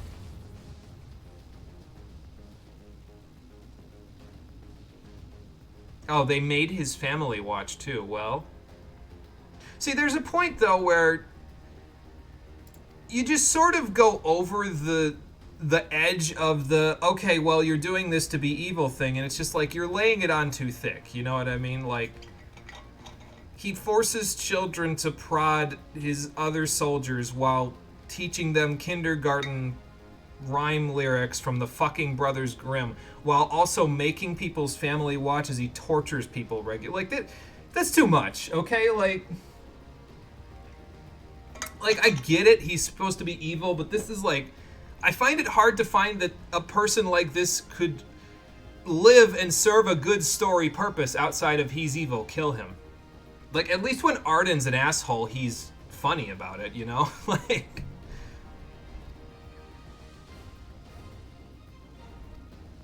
150% fucked up, yeah, pretty much. Like, the characters should still serve some form of thematic purpose, even if they're just assholes. Like, I'll say, yeah, sometimes you just need somebody to be an asshole, but they should still serve some sort of a purpose to the story. If they are an asshole, it needs to be for reason, not just, he's an asshole because he's evil, kill him.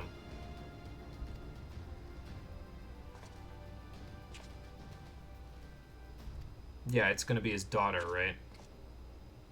One or the other. No, actually, it's not gonna be his daughter, because he needs her for the cattle prodding, so it's gonna be his mother. But sir, you agreed to release the family. Look at me! Do I look like the kind of person who would do... You know what? Fuck you. You're going in the pod now, too. We'll see how this feels about two people being in there instead of one. Like, he just... he just turns into a Saturday morning cartoon villain, you know what I mean? Like, it... The problem when you make people too evil, okay, right, is, like, again, sometimes you just need a villain to be an asshole. But if you make them too evil, if you just saturate their body with all the evil energy of the universe, it becomes harder and harder to take them seriously. Like, you just watch them, and you just get so desensitized to the bullshit that you're just like, I can't even take you seriously now, dude. Like, just slow down. On to my theory, which I'm going to say before I leave the stream. Yeah. So my running theory was that Rex was so entirely sure going into this because he knew about them using Xenos' data for fucking Diamond Weapon, and that it wouldn't be the kind of weapon consciousness that Valance could control. So they wouldn't use Xenos', they would use somebody else's. Here, come sit in the But tent with me. one of them, or one of the kids, more specifically like Alphonse, put in a flaw in Diamond Weapon that would overwrite the synthetic Oresight system so that he would have full control over the weapon during Oversoul, and then he would fucking murder everyone in there and become like a horrible Eldritch Abomination amalgamation and basically take over the weapon wholeheartedly. That was my running theory. Oh, okay. I'm guessing that's not what they went with. You'll find out. We will find out, that is true. But for now, I need to go check on my painting. So, oh, okay. Just pop out of reality casually. So I'm guessing this means that you're heading out for the day, yes? Correct. Okay. Double check your door downstairs. I am 99% sure I locked it. I just want to make sure that I You did. locked it. Okay, good. So All right. that's that. All right, so I will send you the schedule will be on the Discord server, but I'll send you the schedule, and I'll send check it you out. I'll send you the screenshot requirements as well, so that way you can do them. Okay, I'll see ya next time. Okay, Cole, we'll see you on the next one. Have a good day, everyone. I'll talk to y'all later. Enjoy your Beast Trap quest. Try not to blow an artery while I'm gone. They will be significantly less heavy than the weapon quests. Understandable. I'll see you later. Okay, bye. Have a good night. Bye. Where is the Beast Tribe quests anyway? Oh, there it is. I can't do it on a crafter? I thought it said I could do it on a crafter. Oh well, I guess I'll do it on something else. Just decapitate him already so you can move the fuck on already. Yeah, I know. Like, that's the thing, right? Is that one of two things happen when they're too evil. You either can't take them seriously, or you just want to get it over with so you can move on to things where, you know, there's a little bit more complexity to the character. So, and that's the trouble when you make them too evil. It's just, you go over, it's too easy to go overboard with that stuff. There's a fine line, you know. Yes, you're a culinarian specialist too, you're not alone. Yeah, culinarian specialist is nice. I like it. It helps quite a bit. Dry Docks. Good to see you. I was going to go get my painting, but then I realized that you were staring at me when I was walking past several times, so. Oh, okay. What kind of busy deals? You know, I probably should go see what the Vath Deftarm has been up to since I last saw him. It's been almost a year. Before I get up to that, though, let me actually go pick up my painting, or else the painter's going to be like, where is that man with my money for food today? Sorry, that was a little... that was a little, well, no, I mean, I guess if he earns a living by painting, then, yeah, it would literally be his money for food, but... I didn't mean that as a slight, I guess, is what I'm saying. Which one am I looking at? I think I gotta go to this one. Is it Crystal Tower Illustration? I thought it was a painting. What does my notes say? My notes say Crystal Tower Painting. Well, let me check the rest here. It wouldn't just be in here, would it? No, that's Paint Can Travel Paint Set. Alright, it's probably Crystal Tower Illustration, so I can take it back with me. I will grab it. And then we'll know better if it's the correct one or not. If it's not, well, this man's gonna eat again, because I'm gonna pay him again for it. Alright, so. Oh, the Deft Arm is all the way back over here. Alright, well then let's go that way then, and see what they're up to. But yeah, I was under the assumption that you could do these quests on any class. I think that was what it said, but that was on the wiki. So I guess that information isn't necessarily, you know, the most trustworthy place to get your info. So. Okay, so Parvati, let's head over and see what the Vath have been up to since... When did we do these quests? Like 2019, I think? Jesus Christ. I think about how long ago I started doing the streams, and I just feel older and older with every passing day. It's okay.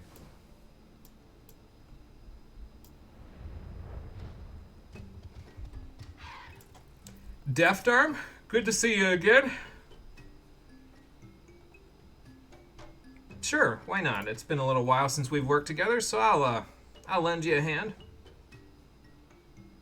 Oh, okay, well, as you do, you guys are neighbors now, basically, so. Moogles, actually, yeah.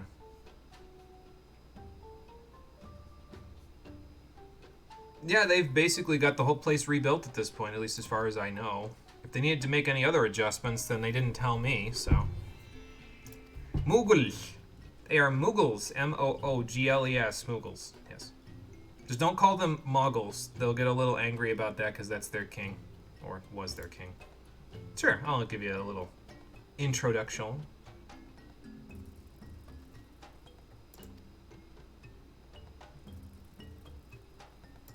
I don't know if you should race me there because you have stilts for legs and I can teleport. Well, he's gonna pop up there anyway immediately, so I guess I'll just get there and be surprised Pikachu face when he's there before me. Yeah, there he is. What a shock. Yeah, this is probably your, this is your first time all the way up here, so I imagine it'd be pretty... I'm surprised you're not intimidated, but then again, I remember your tenacity, so... Well, the palms are their source of magic, so that's how they stay afloat. The palms give them the magic to stay afloat, even with tiny wings. Okay, let's see what kind of trouble we can get into this time with the Deft Arm doing odd jobs for the Moogles. I'm sure this is going to pan out just great. I'm surprised there isn't like a sightseeing log there. Maybe I already got it. Oh well.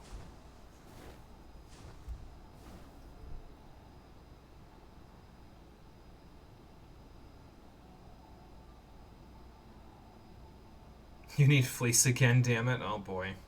Time to go call the local caracal population. Again. Fantastic. Master Mogzin, I have a an old friend to introduce to you. He may become a new colleague of yours. He's he's a deft arm, but he's not as deft of an arm when it comes to crafting as I am, so. I mean, I have many pupils. Sorry to say it, Master Mogzin. Yes. Alright, let's see if the deft arm is here. There he is. Enter stage right, even though there's no stairs there. Oh my god. He is a Vath, actually.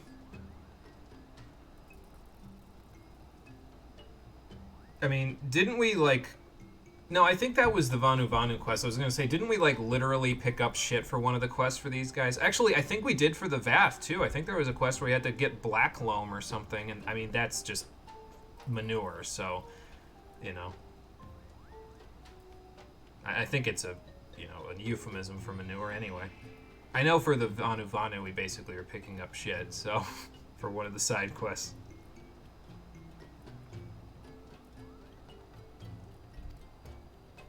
I mean, that's the stuff he lives for, so.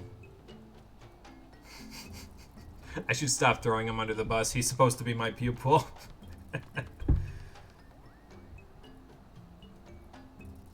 Well, that's because I didn't teach him to be confident in himself. I really should do that now that I think about it. Okay, don't go too hard with the hazing prank, Master Mogzin. He's kind of a literal person. But I'll go have a chat with Terracin and see how everything is coming along here. Master Terracin, good to see you again. I don't like tooting my own horn, but I'm an okay crafter. Sure, what's the favor? What does old D need? Oh, okay. More dragon help. That's fine. I just helped the dragon before this, so. That sounds like old D, yeah. Oh, okay, yeah, that makes sense, actually, because Moogles don't live as long, so old D's afraid that Mogzin won't be around when he finally learns to roar. See, that automatically right there, that little connection, right? That little bit of dialogue, that single dialogue box, connected me more with old D and Master Mogzin than pretty much anything that just happened in the weapon quests, right? Like, and I think, again, I think it's because there was too much concentrated evil happening in those quests for me to really, like, get attached to anybody. But just that little mention of the mortality of Moogles is like, oh shit, no, I get that. Gives you something to hold on to, you know. Alright, let's go see if we can help Old D with his roar. Could take him to Elto. Elto is a fully grown dragon now, so Elto can probably roar pretty good. I cannot imagine dressing in an Ishgardian guard uniform and dancing around the square like that. That's got to be so hard. Like, those uniforms don't give in the right places for dancing, you know? Those people have got to be jacked. Alright, now, Oldie, if you're talking about yourself like that, you're never going to learn how to roar properly. Let's give you a rally. Yeah, there we go. We just got to get you in a fighting shape. And by fighting shape, I mean ready to square up, because dragons start their fights with roars, usually, so. That's the idea. Well, yeah, I hope so. Where is Gullen Bursty anyway? Yeah, maybe we'll find out in a little while. Haven't seen him in a while. I hope he's doing alright. I say, tempting fate. Well, I just know what, you know, the path that we should all... Well, that makes me sound fucking omniscient or something. I just would rather that we all walk on the same path, and that means we have to work together to do it, so, you know.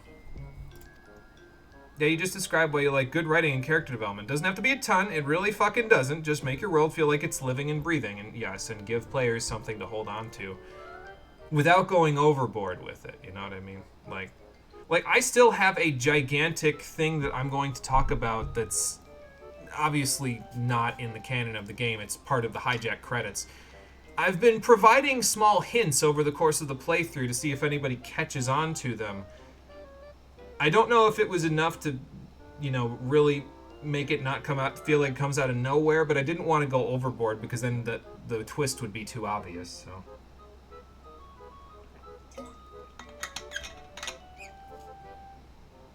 You're either in the moment or playing yourself. Well, that's fine.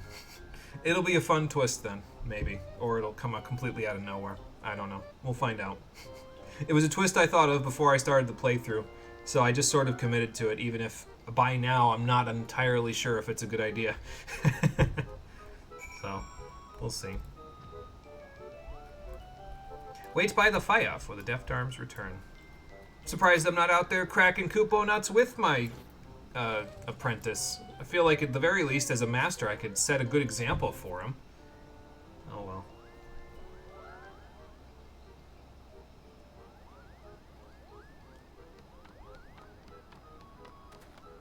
How goes the adventuring? And I say that term very cynically, Daft Arm. Yeah, so we need to get you a crafting hammer then. You'll be able to hold it. I'll just fashion it so that you can handle it with your 3 claws. That's all.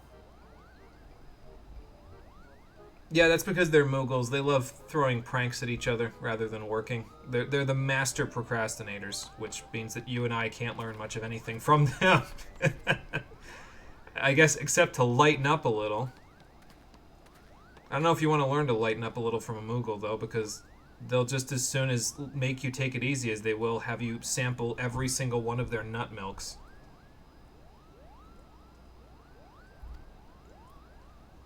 Do they consume Kupo nuts? I wasn't under the assumption that it was a food source. Okay.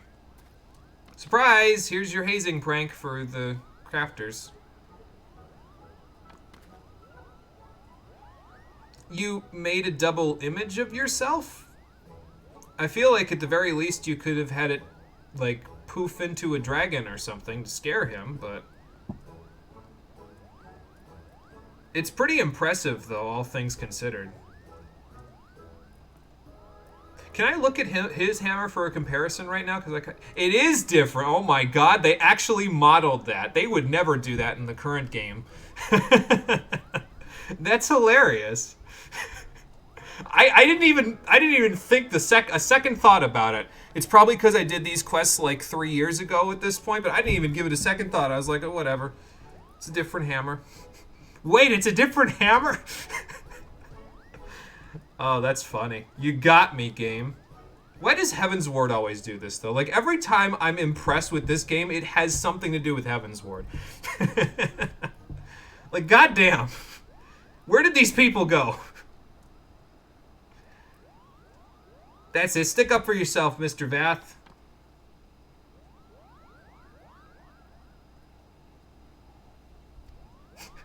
I kind of just want to watch these guys bant for a little while, but... Uh-oh. Going Bursty's gone mad! Hopefully not as badly as Victor did. Only one way to find out. Yeah, especially a dragon as big as Going Bursty. Good lord, man. Let's go see what's up with him. Alright, Deft Arm, I will be right next to you. Don't worry if he's an angry dragon. I've dealt with them before. And not always with violence. 2 Caracol gave you 6 baskets of fleece each. Damn. Those were some heavy sheep. They had not been sheared in a long time. Then again, if they're wild, that's why, because since when do wild sheep get sheared? Since you don't have, if you don't have sheep on your farm, that's the only time. But, you know, anyway, my point is proven. Because Heaven's Ward had to try. Every expansion after that can ride the coattails of the last expansion.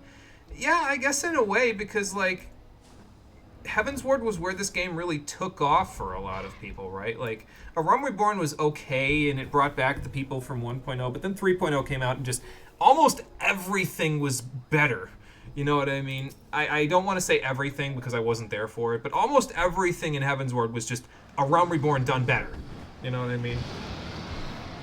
Yeah, that is an angry dragon. Guys, he looks a little upset in an unnatural way. Like someone just stoked the rancor of Nidhogg in him again. How the hell did that happen? Oh boy, we gotta get to the bottom of this.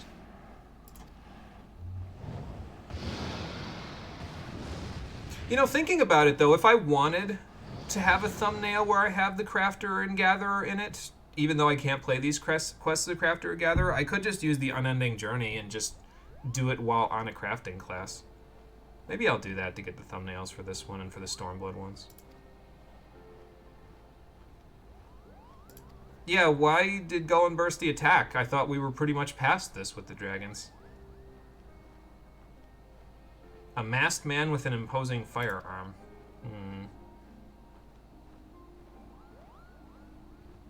So it was a magical bullet? How did this masked assailant keep Machinist from 3.0 in the current metagame environment of Final Fantasy XIV? Yeah, because they used to have magical bullets back in the day. They had cast times. Oh boy. Did they still have cast times on Machinist when these quests came out? I forget if they overhauled it for Stormblood or if they swapped off of the cast bars before that. I wasn't here playing the game for that point, but, you know. Yeah, we don't want to go, you know, getting on Going Bursty's bad side. He's a pretty important character to these quests. If we do this too quickly and too hastily, worst thing that could happen is we have to kill him, and I don't want to do that. They nixed them with Stormblood? Okay, I kind of figured, because they usually save the bigger overhauls for, you know, those quests, so. Goss Barrel, yeah. Goss Barrel had them there cast times. I think there were a couple of other ones, too. Or maybe you, like, had to switch Goss Barrel on, and then it gave your stuff cast times, but it made the potencies higher? I don't know how Heaven's Ward Machinist worked. I'm sorry, I wasn't here for it. I shouldn't be, you know, speculating when that's how it was. Oh, that is what it was? Okay, so yeah, I kind of... See, because Goss Barrel, you know, maybe I did know that because I was playing the free trial when Heaven's Ward was out. So maybe I looked into Machinist because I was looking into the classes that were available, and that's where I got that from. Because I was going to say, no, that's how it is in a different game, but then I thought about it, and I was like, no, I'm pretty sure that's this game that I was thinking of. So... Yeah, that's probably a good idea. If we find this masked assailant, maybe we'll find the cure. Or maybe he won't have a cure and we'll just have to beat him half to death to figure out how to do it. Only one way to find out. A Moogle with a plan, huh? Then let's see what the plan is, Master Mogson. Okay. We'll see what we can do. I was going to say, this is probably better than what you were doing before there, Daft Arm. Just be prepared, Master Mogson, because we might need to come back and have you help us out with this, so. Okay. You guys do that. We'll meet back up once we figure things out, so. Wanderers and Goss Barrel were toggleable, and when they were on, they made your weapon skills stronger in exchange for making them cast. It felt so fucking good to know when you could keep them on and off and still do mechanics, but then people cried about having the caster life forced onto them. I mean, all ranged DPS in the game at that point were casters, basically. I mean, I guess except for non-stance stuff. See, and I think that was the thing, too, why they nixed it, is because they were trying to get rid of stances by that point, even though they left cleric stance in for a little while. But I guess the dev team was like, nah, people don't like stances, so we need to get rid of them. Okay, sounds like a plan, Deft Arm. I'll be back in a moment. Time for some reconnaissance. Now, at least this dragon's looking pretty tame, so. Oh, well, that sounds like our guy. Yeah, that makes sense. I'd rather you guys not get your palms detached from your heads. I imagine that's about as bad as decapitation for Moogles, so, you know. But who could be this masked assailant? We're gonna find out. He asked about, and you didn't think there was anything wrong with this statement, that you would alert someone else about it. Yeah. No, it's not your fault. It's just you probably should have told somebody. You're gonna age yourself a little. Nothing was wrong with stances. It made combat actually engaging. You know, I kind of, in a weird way, I kind of liked cleric stance a little bit. Like, I was very bad at the game back when we played A Realm Reborn and Heaven's Ward, but I feel like I could have, once I had gotten used to the complexity of when to turn things on and off, it would have made the combat, yeah, more engaging. It's like why I want Dark Arts back, right? For Dark Knight, I want that ability to exchange MP for a more powerful attack, but then that means you still have to manage MP. Like, now you have to manage MP, but it's not engaging because you just decide to pick TBN or decide to use it for an attack. That's it. There's like one layer to it. With Dark Arts, there's several layers because it changes multiple different mechanics, and you have to figure out which one you want to do. And then I got to tell you, the most satisfying thing that I've done as a tank in this game, aside from play Warrior, was when you would use Blood Price in a gigantic pull of mobs with Dark Knight, and you just get all your MP back. You could just blast everything with Dark Arts, Dark Passenger, and, you know, Dark Arts boosted unleashes. It was so satisfying. We'll never see that again. I won't, because I'm stopping playing this in a couple of weeks, but, you know.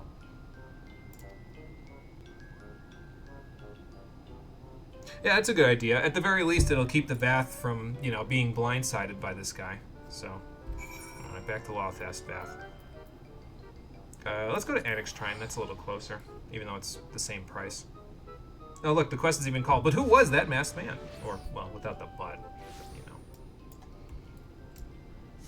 Alright, so I gotta remember, when I do the Stormblood Allied Beast Tribe quest, I have to take Mizuko as my mount. Which makes sense, because from what I understand, the Stormblood ones are basically a beach episode. I don't know how true that is, but, like, the quest has, like, a splash card for its quests givers, and the splash card is basically everybody in their bathing suit, so yeah, we'll see. It's very true? Okay.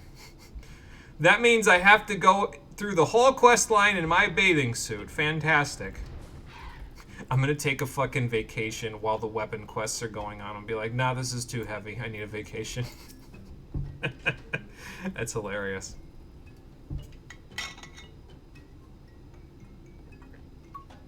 Yeah, no, I was gonna say, I don't think the One Mind has called to him in years at this point, so... I better go see what he's up to, because... maybe he ran into some trouble on the road. Let's go find out.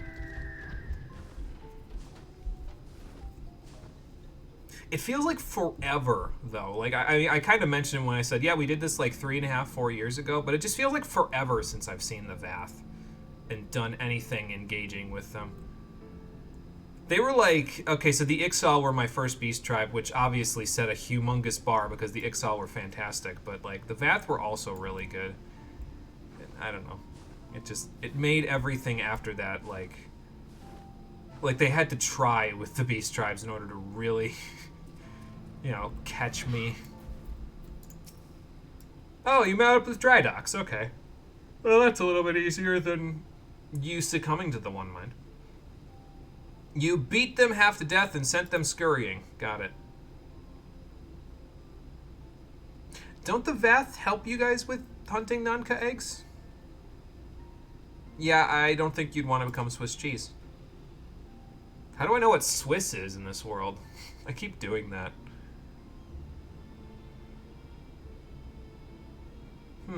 That sounds familiar. Like we just had something like that happen.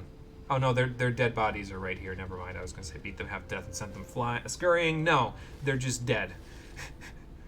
All right.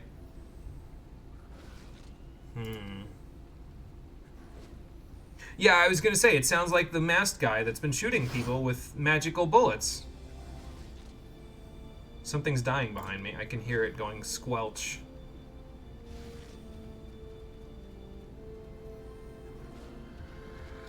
We'll be careful, Drydox. You just be careful on your way back to the hinterlands. So, oh, that's what it was. A Myacid from this fate. Alright, off we go. It's just your Warrior of Light having their consciousness bash into the fourth wall and getting in real life knowledge. No biggie. Wouldn't be the first time it's happened in this game, I'll tell you what. So. Now, we're going at a fairly decent clip here.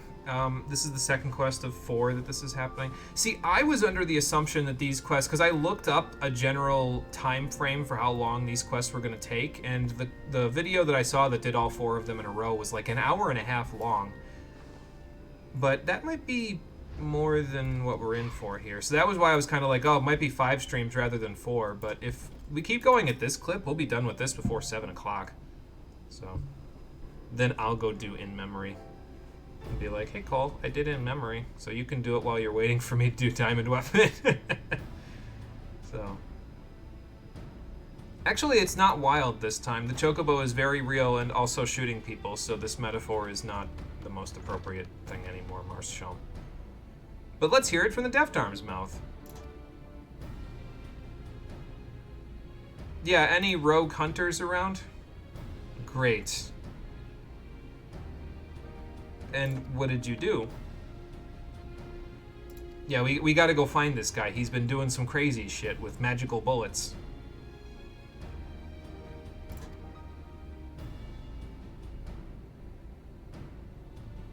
This guy's starting to sound a little familiar, and I don't think that's a good thing.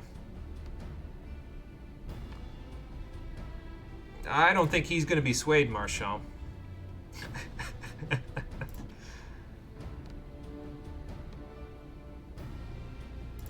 We do what we must, because we can, Deft Arm.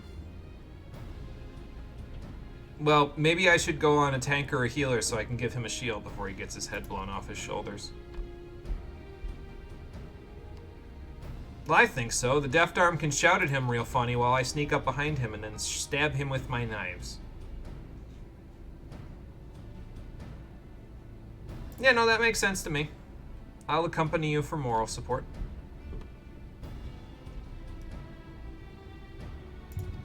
All right, let's go see Gentilot then and see what we're getting ourselves into.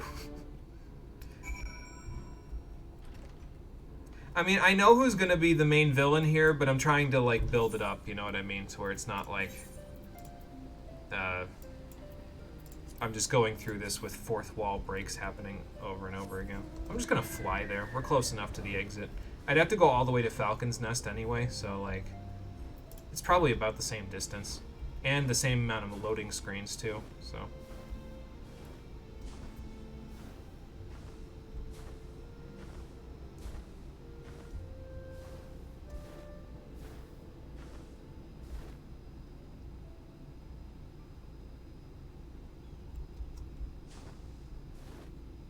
I guess I can ask you this, Marie, because you have more knowledge of the quest than I do. Is there another instance in the next weapon quest? I think it's called In Memory is the next one. Like, I don't want to do it if there's another instance in it. I'll just go do the Stormblood Allied Beast Tribe quest instead, depending on when these get out. But if there isn't an instance in it, I can go do it while I wait for Cole and then... you know, go from... Well, I mean, I guess it depends. I'm kind of trying to plan ahead a little bit, but it depends on how much time these quests take, so I guess I should just kind of go with the flow, you know? It's not like we're not going to finish this stuff before April Fools. Like, it's not that much, you know? So... I'm just trying to plan out my schedule now because he's not here, I guess. So... Don't remember there being an instance? Okay. Well, we'll see what happens here. Jantalot, how's the Convictory been since last I was here? Oh, what's the matter of utmost import? We might be able to help with it, because we might be hunting for the same person. Yeah, does that sound familiar to you?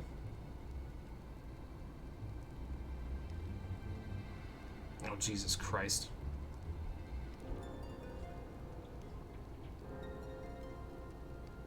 How do these things happen? Like, you manage to buy a mana cutter, and on the same day, it gets stolen. I mean, if you guys want a mana cutter, I haven't used mine in a while. They just look at me like, what do you mean you have a mana cutter and you haven't used it in a while?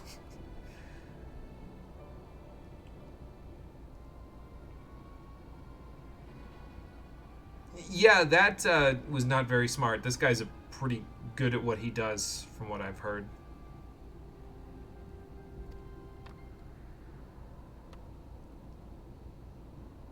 I'll keep him safe, Jantalot. Don't worry.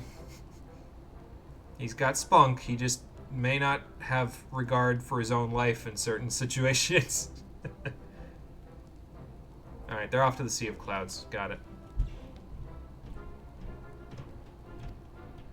We will get him arrested, Jantalot. Not to worry. I hope you'll be there when it happens. I mean, you're pretty good with that Granado stick you've got, and I'm pretty good with these knives, but we'll see what resistance we face, so.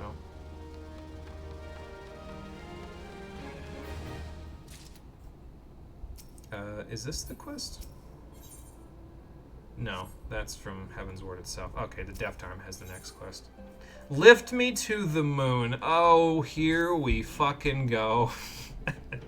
Here comes the good parts, where it's not just us chasing rumors.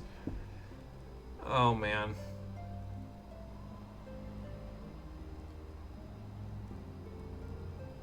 Actually, yes, if we go talk to Linuvali, and the other Vanu and Akzundu, they should be able to help us. And also, yeah, specifically Akgandu Naki.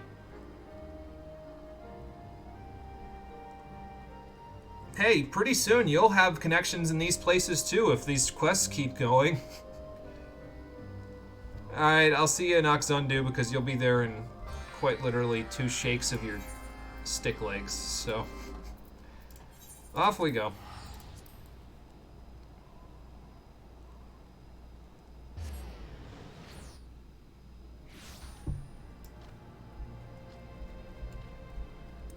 It's just kind of nice sometimes to come back to these places. Oh, hey, here's Alpha. And actually found generically in the world and not found because someone's carrying him around. What's up, Alpha? You learning the culture of the Vanu? He's pretty busy. He's getting a whole ass lecture today. You did that once? They were in Aldot? Yeah, they can be all over the place. I'm just glad I found him in at least one of the places that he goes before the stream was over. I kind of wanted to see him in Mordona when we went there to get the Archon loaf, because he can show up in the kitchen there too, and it's kind of funny and cute.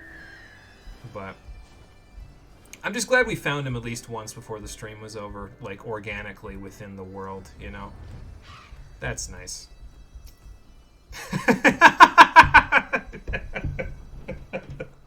No, that got me. He's just sitting there exactly the same. Look at these two.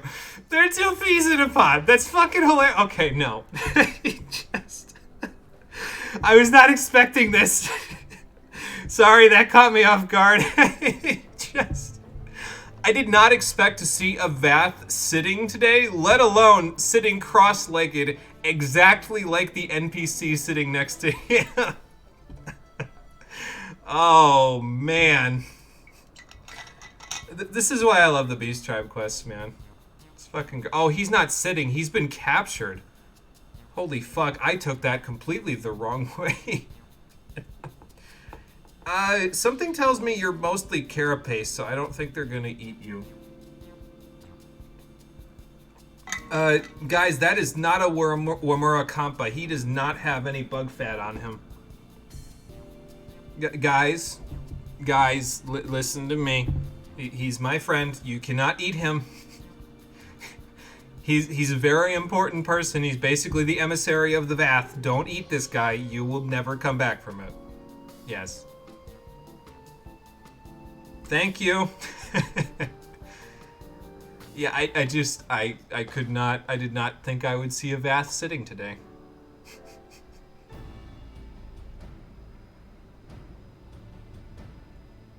Well, that's actually good. That means that he hasn't quite made it here yet, so maybe this time we'll catch him in the act. Oh. Yeah, we should go... I was going to say, where is Lina Vali? But yeah, I guess she's off doing her own thing. It'd be kind of funny if she was actually... Maybe she actually wasn't here, now that I think about it. I saw the quest giver for the daily quest, but that might not have been Lina Vali. That might have been somebody else. Alright. I guess so. Vorsin Saran is the waterfront over there. Yeah, no, we're not getting you chewed up. That would be completely unacceptable. So go look for the islands that have a bunch of gigantic pools of water on them and you'll be there. Yeah, Munavanu is giving the quests instead of... No, I think Munavanu gives the quest normally, because Lina Vali is normally right here, so she's actually genuinely not standing around here. That's good. Good attention to detail. It's also always good to come back to Gundunaki, because then you get to hear Coming Home again, and that's a fucking good track. It's literally on my orchestrion for my house now.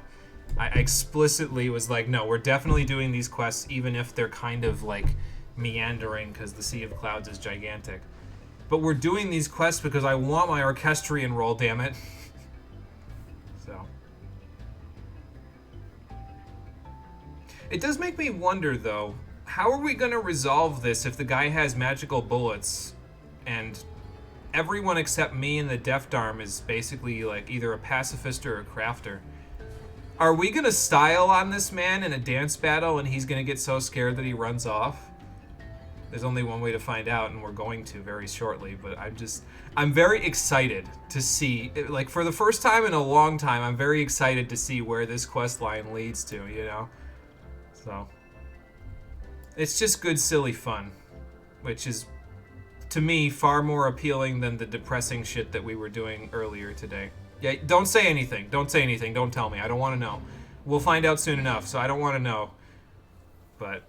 just go in blind, exactly. That's the idea. Can I help you?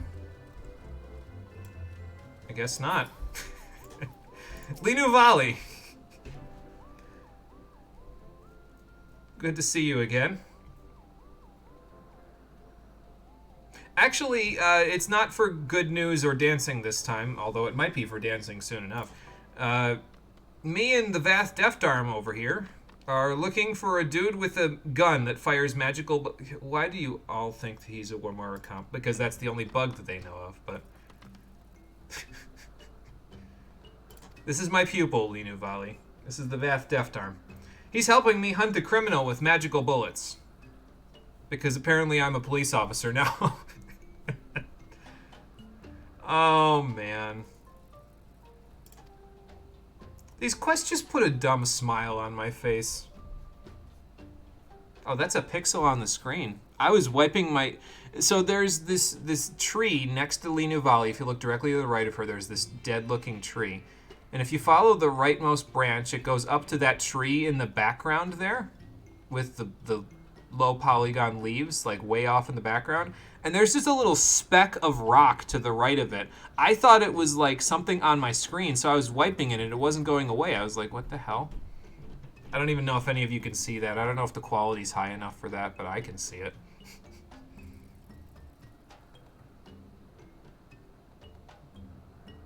Oh, okay. Well, I mean, it's okay. I might be able to offer you suggestions on the dance, so. Sure, I can show you a new dance. I've acquired a few. Is it actually going to have me do a different dance? No, we just have to do the dance emote because that's the only one people have here. Like, they gave us the Sundrop dance to do this quest. Why not just do the Sundrop dance for her? She's seen this dance already. Whatever. Doesn't matter. Oh, okay, that's why, because it's the same dance and it's not moving her at all. Fair enough, never mind, you got me, game.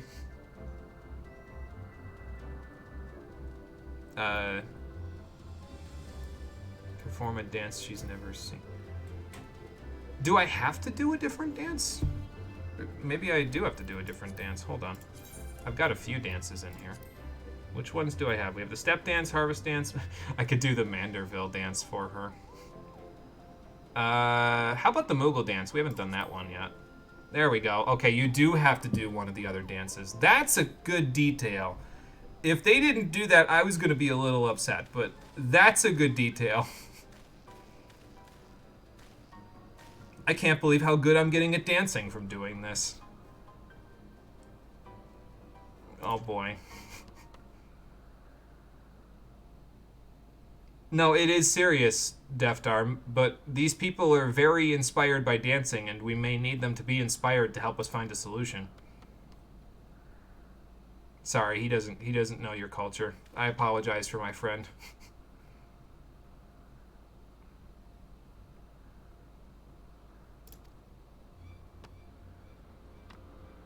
Uh-oh, we may have found something. Linu, yeah, come with me. It's probably safer if you go with us because we've got the weapons.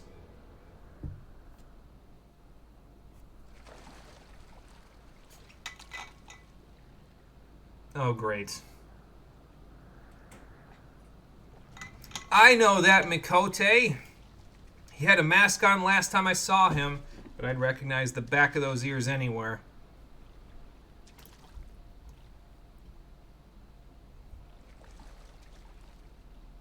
You, want to get dressed first?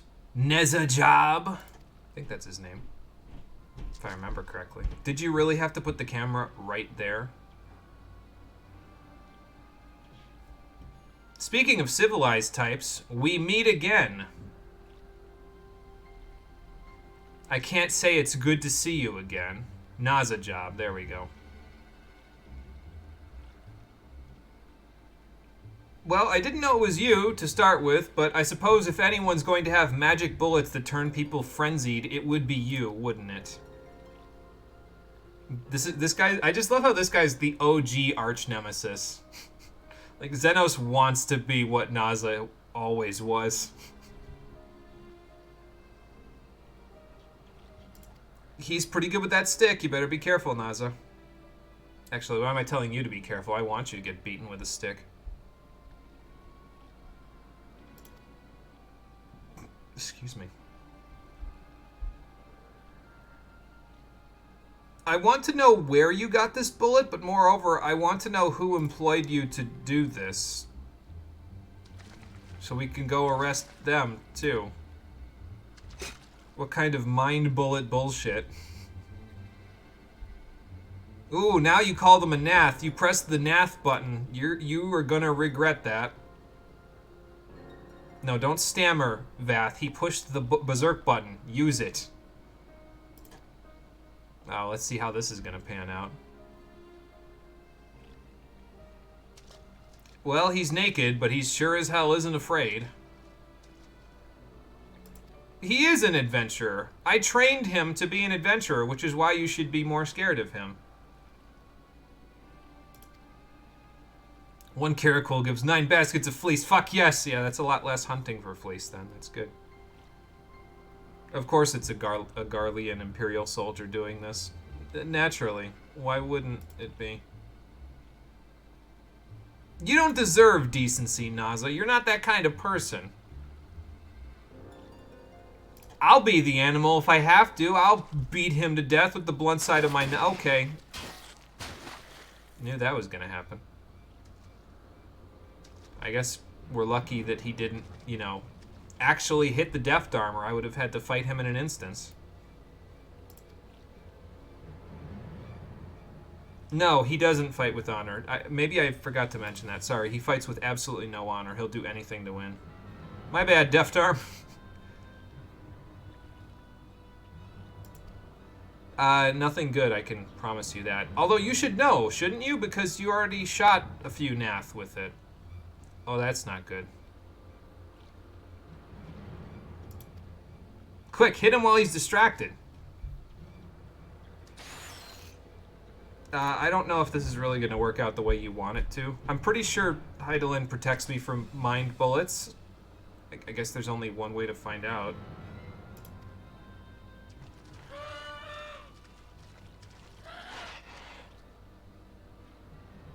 That's not good. Because this is going to cause some problems for us now, isn't it? Well, blast and bother. The Vanu are about to be enraged. The Rancor! The Rancor, no! Why have I not whacked him upside the head with my knives yet? If you're gonna require me to do this on a combat class game, why have I not done any combat to him at all? Like, I figured, okay, well, it lets me do this on any class because they can't guarantee that you're actually gonna fight, so I could at least have an excuse for being placid in the cutscenes. But, oh boy. Alright, now we're not gonna fight them though, right? Yeah. Yeah. Alright, Deft Arm, just take some notes. It's time for the sun drop dance. Give me the aura back.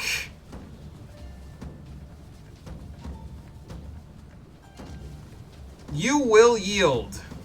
Your Rancor will be no more.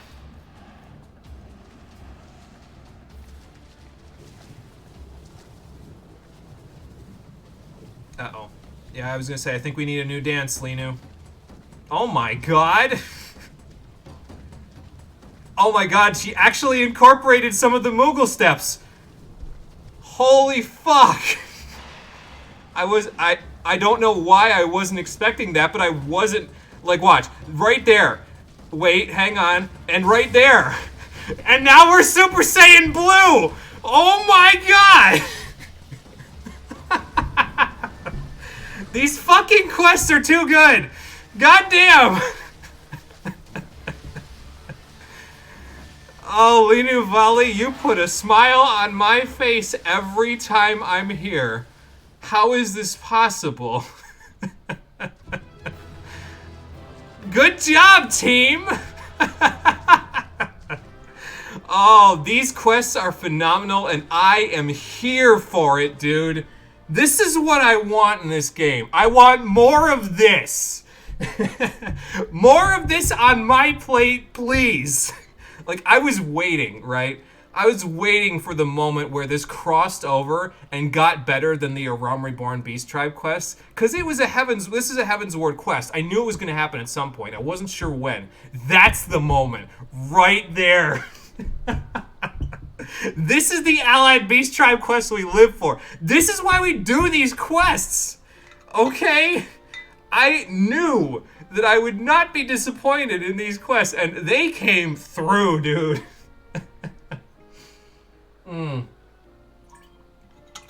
Sorry, I'm done popping off, I think, for now.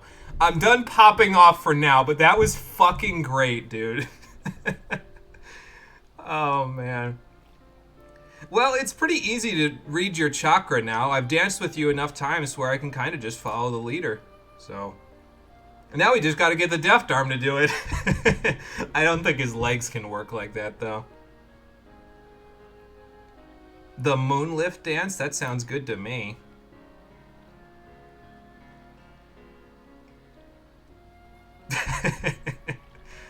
I don't know if you're going to be able to confront this challenge head on like you usually do, Deft Arm, because I'm not sure if Nath legs work like that, or Vath legs. Sorry, I just pushed the berserk button. I'm popping off too hard. I'm forgetting myself. Oh, man. I gotta make Super Saiyan Blue the thumbnail. Holy shit. That has to be in the cutscenes. Please tell me that's in the cutscenes, because if it's not, I'm gonna be so sad. I want to watch that again. Oh, like in the unending journey, I guess is what I mean. I gotta imagine that it is, but we'll see. Well, he eluded us, but we know how to break his spell over everything, including going bursty now. We just need to do the moonlift dance, so. Yeah, we should probably regroup so we can, find the rest of our motley crew and then go finish this up and arrest Naza probably temporarily until he somehow manages to get to the Stormblood quests in about 10 minutes, but, we'll see. It should be in there. Yeah, I think so, because usually the only ones they don't have in the Unending Journey are the ones that are, just kind of back and forth conversation. Usually if there's, more active motion in it, there is actually, a cutscene in the Unending Journey for it, so. I'll know better after this. If you see me in a crafting uniform in Super Saiyan Blue as the thumbnail of this one, you will know. See, and you know what the part about this is, though? Is I'm sad now a little bit because Cole wasn't here to witness the glory that is me turning Super Saiyan Blue in Final Fantasy XIV, because he would go do these quests after this if he saw that shit. Oh, no. We have to play the cutscene for him again now. I think that's the only choice we have. We have to play it again for him. I mean, this is going to end up in New Game Plus anyway, but, Oh, speak of the devil and they'll come. Here's Master Mogzin. And Oldie. The party is complete. I don't know what kind of Gaelicats you've been looking at, Lee Nuvali, but that is a very scaly Gaelicat. Well, maybe if they... Actually, Mogzin would be able to learn that dance because he has, free enough arms that aren't, arthropod arms, so he'd be able to do it. Actually, Old D might also be able to do it. Just the forelimbs we'd have to worry about. Don't call him a cat. He's Master Mogzin. Excuse me. You're doing a lot of learning today, Lee Nuvali. Oh my god. It's a good thing big is beautiful for the Vanu Vanu, or that would have been a bad insult. No, don't worry about being genre savvy here, Deft Arm. We're just along for the ride at this point. So is he still in the Sea of Clouds then, or? Yeah, because now the party's complete, so we can look for him in earnest. And then we can combine our mighty powers of dance to lift him to the moon. And also hopefully arrest Naza in the process. I don't know how we're going to manage that one, but we'll figure something out. We always do. Yeah, so we actually have a method of quelling the rancor that he's suffering from now. We just need to dance on him. But, yeah, he has a magical gun that can turn people rancor, but we can fix it now, so.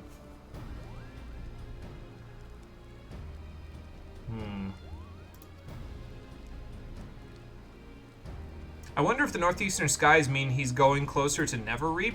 That might be bad too, because the Zundu are using that as a training ground now, if I remember right. So. Yes, we quelled the Rancor. If only we knew the Moonlift dance for Nidhogg, hundreds and thousands of people wouldn't have died in the process of the Dragon Song War. I don't know if we could have quelled that Rancor, but it would have been worth it to try.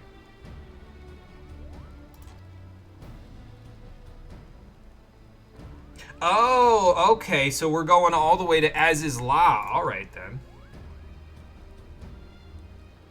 Are you sure? I might need your help with the dance.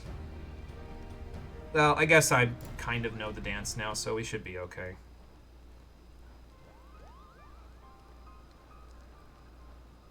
Guys, I wanted the party to be complete, though. I wanted Linu Valley to join us.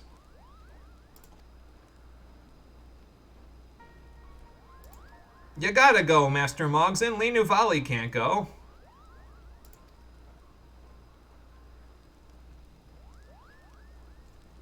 Okay, I guess not.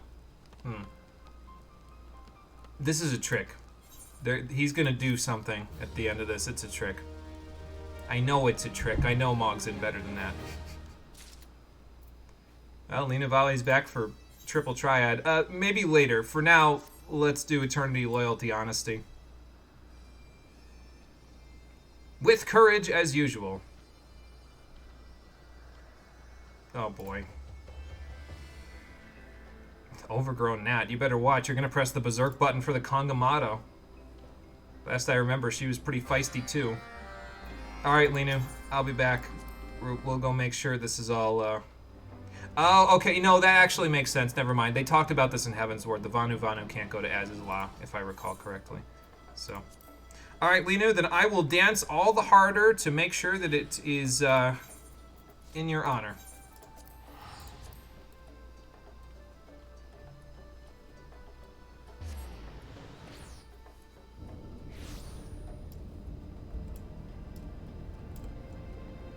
I can't even imagine seeing this place for the first time again. Like, it... I remember seeing it for the first time, but I had seen Elegant Technology before this. For Old E and the Deft Arm, this has got to be, like, another fucking world. So... yeah, this is an odd place if...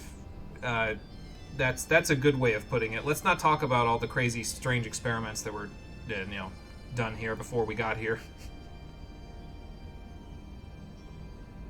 That's true, yeah, because there's a bunch of dragons, specifically in the Delta sector, so...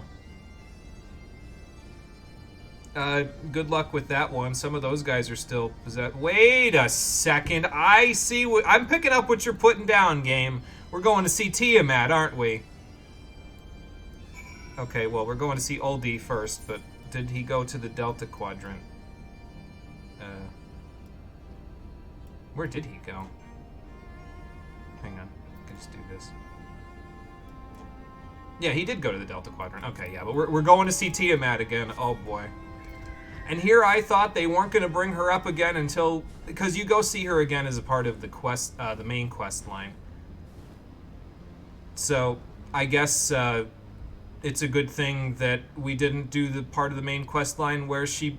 well, okay, so patch 5.5 we're not doing, but basically you break Tiamat out of her shackles to help you with fighting against a new enemy in patch 5.5. Sorry for spoiling it for anybody who didn't see it, but...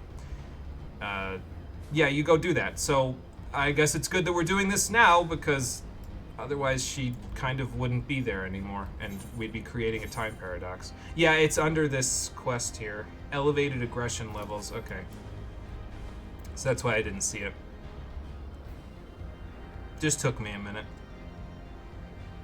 I feel like I'm still riding the dopamine rush that I got from watching myself go Super Saiyan Blue again. Like, I feel like I'm on edge. It was so fucking good. Oh my god. Yeah, a lot of these guys are kind of enthralled or the product of elegant experimentation, so they don't have a mind left. Well, there is one, actually. Let's go see if Tiamat will listen. That hopefully is true, yes. There's only one way to find out. We're just ticking all the boxes here, though. Like, we're going back to see Tiamat, who I haven't seen since Heaven's Ward. Like, and I actually enjoyed the cutscenes with Tiamat here, too. Like, I thought they were very well done, so... Again, another NPC that I actually feel bad for from a very small amount of screen time. I'm sorry if I'm just dunking on the weapon quest for not making me feel bad. It's just... I don't know. I just look at this. just this. And that's all you really need to see. You know, like that paints enough of a picture by itself. And then you talk to the poor girl, and she's like, well, I've been here for eons because I didn't want my rancor to overtake me. And it's like, oh my god, okay.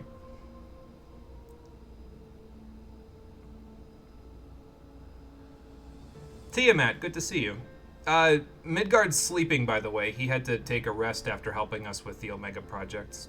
I haven't told you about the Omega project. I've got a lot to explain, but for now I don't really have much time to explain. We're looking for a dragon named Gullenbursty. He's currently susceptible to some rancor that we need to fix. So, you wouldn't happen to have seen him, would you? This is our motley crew. Alright, oldie. Let her know.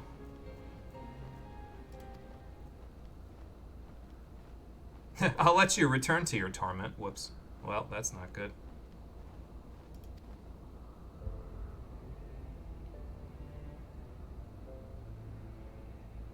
His mind is not his own, actually. We need to fix that.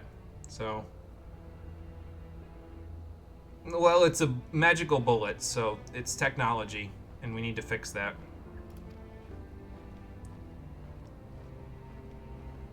With the dragon's roar and the mighty moonlift dance? We haven't tried everything. We haven't tried the dance. That's actually true, though. Like, they use this again in the Dragoon quests in Stormblood, so that's, I guess they already knew, that they were going to repurpose that. Yeah, you need to roar for him, oldie. You were trying to figure it out before this, but now you don't have a choice. So... drag that roar from deep within yourself and blast him with it.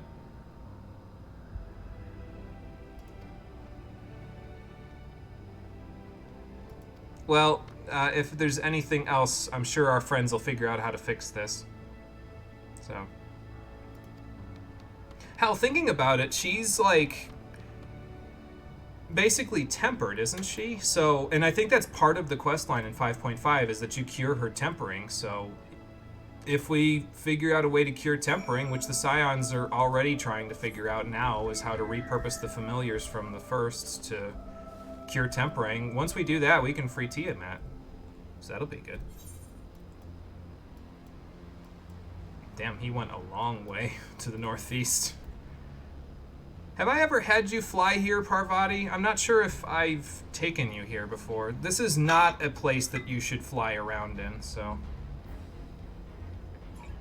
Yeah, that's right. She's tempered, but she understands, like, her mind is still enough of her own that she can understand the kind of threat she'd be, so she willingly shackled herself to this section of rock in Az's Law to keep herself from doing that. That was her story.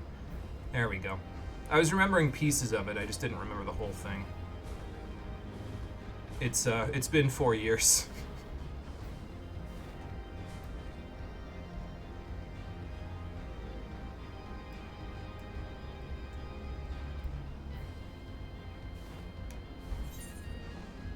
And look at that, we're only halfway there. Oh man, Az's Law is a big place, but that's okay, we're almost there. So yeah, like I said, I think it'll be about 7, well, it's like 5 to 7 now, so by the time these cutscenes are over, it'll probably be like 10 after 7. I don't mind ending the stream a little early today, if that's the case. We'll probably go put the painting away, though, while we're at it, just so that it's, you know, just so that that's done.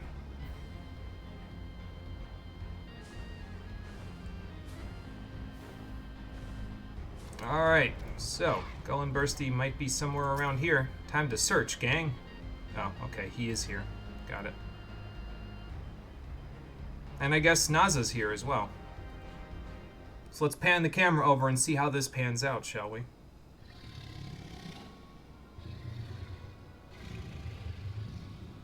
So does the Rancor wear off after a certain amount of time? Also, who is this broad? Oh, that's the Imperial that's doing this.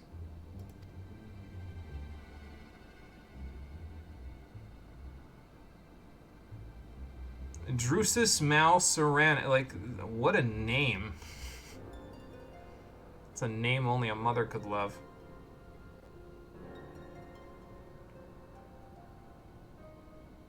That dragon is no dog, you imperial bastard!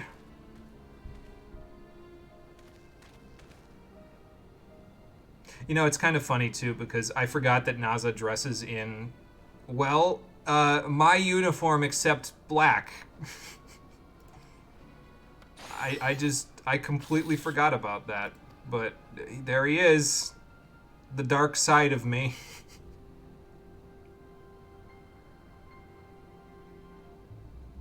Well, it's only going to be fortunate until he wakes up and then he gets really pissed that you guys did this because we fix him. No, no, no. There's not enough violence happening. Oh, boy. Oh, good. Naza's gonna get this Imperial guy killed for us. Fantastic. Well, no. I won't give you that satisfaction, because that's not what we do. Oh, okay. I was gonna say, does your knife have magical poison on it now, too, or... Why did you give him the bracelet in the first place, dude, if you needed to control the dragon?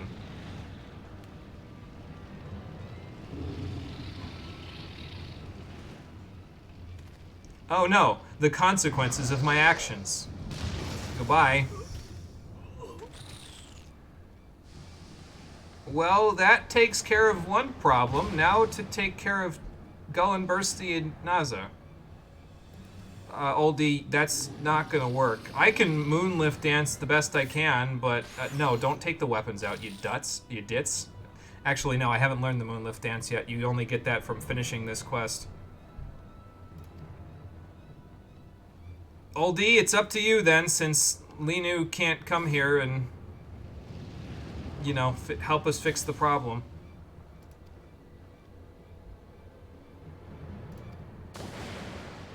Ah, there's Master Mogzin.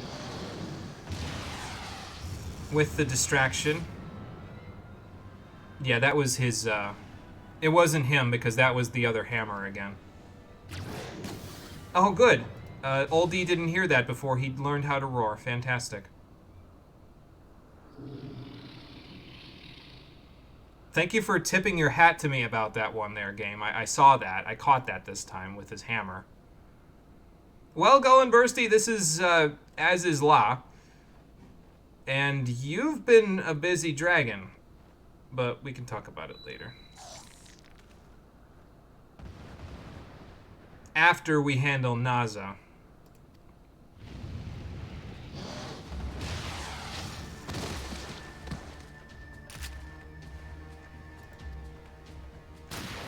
Yeah, I don't know about that one. Nice shot, Deft Arm.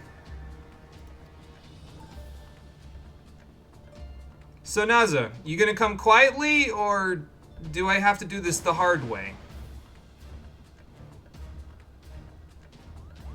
You're also gonna have to rebuild that mannequin, Mogzin. Sorry about that, but, you know. Yeah, so just in case you didn't notice it, there's the real hammer there. It was the fake hammer, which means it was his mannequin. So, there you go, oldie. We can apologize later. For now, he's making a run for it. Not if Linu Vali has anything to say about... Oh, that's not Linu Vali. That's, her brother? I think. I don't see the flower crown. So which Gundu was brazen enough to come here? Yeah, it's her brother. Okay. Well, fair enough. Glad that you managed to come here just in the nick of time, so... And also break his gun, which is just absolutely fantastic. Oh, Linu came here too. Okay. What's a little bit of broken tradition between friends, am I right? Alright, Naza, this is getting worse for you by the minute, so... What will you do now? Dude, that doesn't lead anywhere except to death. Oh, okay. Bye. Wait a minute. Does he have his airship? The Mana Cutter. Okay, yeah, that makes sense. Where are the kobolds with my bombs when I need them? Oh boy.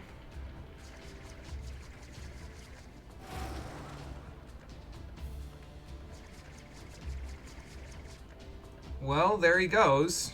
I'm just waiting to see if there's any... Oh, yeah, that's right. Did you guys have any Granados by any chance?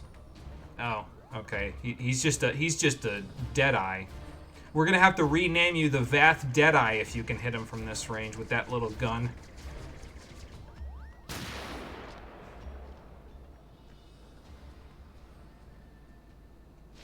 Nice fucking shot, Deft Arm. Holy shit. Goodbye, Naza. I'll see you in the Stormblood Allied Beast Tribe quests. I love this little pan because that's the same pan that they do at the end of a dungeon. That's a nice touch. Also, that thing you said about Cole wanting to do the Beast Tribes after seeing that cutscene, you do that regularly with your friend group. They always say they'll do their Beast Tribes, but they always shy away from the Realm Reborn ones. The Realm Reborn Allied quest is so fucking stupid, though. I actually really enjoy the Realm Reborn Allied Beast Tribe quests, too, though. Like, again, it's just absolutely silly fun, right? And, like, that's why I come to this game. It's not for all the heavy shit, it's for the stupid fun that I have. And that's what those quests are for me, and that's why I keep coming back to them, you know? I'm glad that I did these in the first place, because it's just, yeah, there are some points where this just turns into Power Rangers, right? Like, it's just so silly, but I love it, you know? And that's why I'm here. This is Final Fantasy XIV for me. This is the part that I will remember fondly, is the part where I work with the Beast Tribes and do this stuff. If this was the whole game, I'd be loving this shit. But these are locked behind story most of the time. And sometimes the story is good, like these quests. They're locked behind Heaven's Ward, but Heaven's Ward's story's good. Sometimes they're not, though. So, you know. Honestly, Mogson, I kind of saw it coming, but I'm pretty good at keeping my silence, being a silent protagonist, so. Everybody pulled their weight, as they always do at the end of these quests.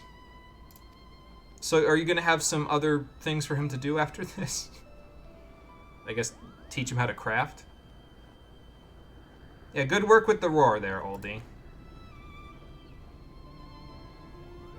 Yeah. You asshole! Well, you might be pretty good at roaring by the time this is all done.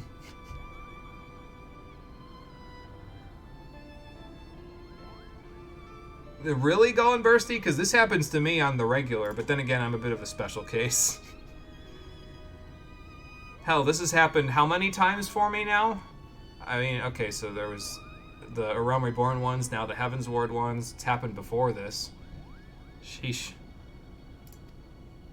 I'm making a habit out of this whole finding multivarious cultures to unite for a common cause thing.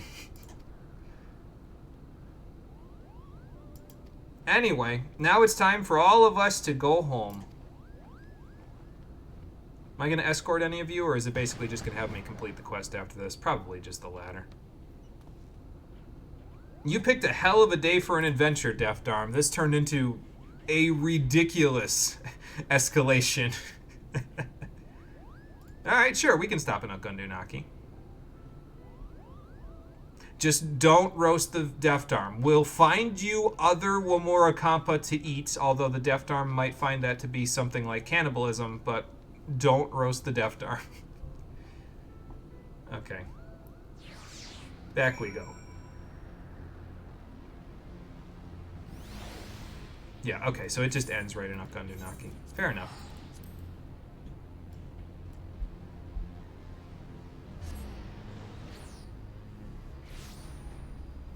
So, yeah, these quests are real good. to give an overall on these quests are real good. The only thing that could have made them better, and I was kind of hoping it was going to happen, was if we had Moonlift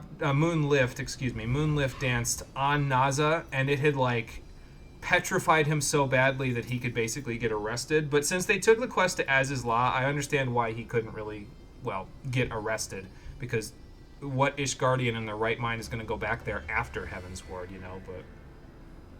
I guess we're going to Moonlift Dance now, so I guess I get a consolation prize. Alright, Lino, you ready? Here goes something.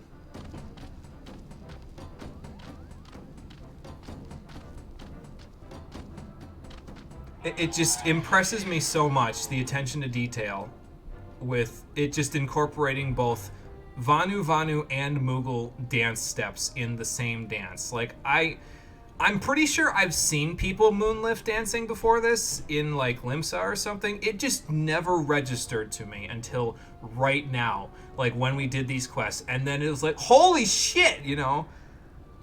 So, oh good, a double rainbow all the way across the skies. Again. Oh good, they're even going to tell us. Yeah, well, that's okay. You've got 2 left feet, but so do I, Deft Arm. It hasn't stopped me. Is he actually going to dance? No way. I don't believe it. I won't believe it till I see. He is actually dancing down there. Pan the camera to my man, the Deft Arm. Oh my god. I cannot believe what I am seeing. How is that even possible with your arthropod-ass legs? These quests are fucking wonderful, dude, okay? These are some of the best quests in this video game. If you haven't done them, what is wrong with you? I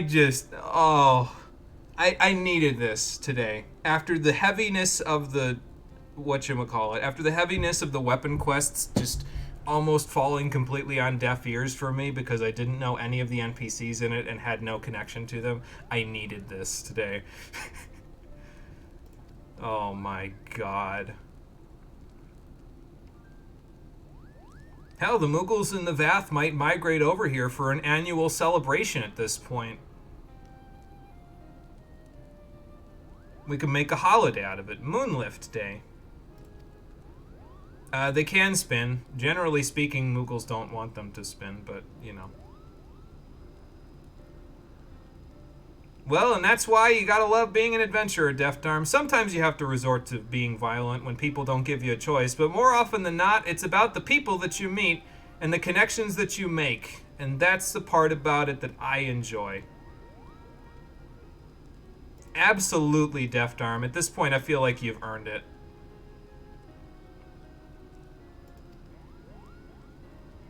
I don't know if we'll be having a next adventure, but I'm sure I'll come back from time to time to exchange stories with my new peer.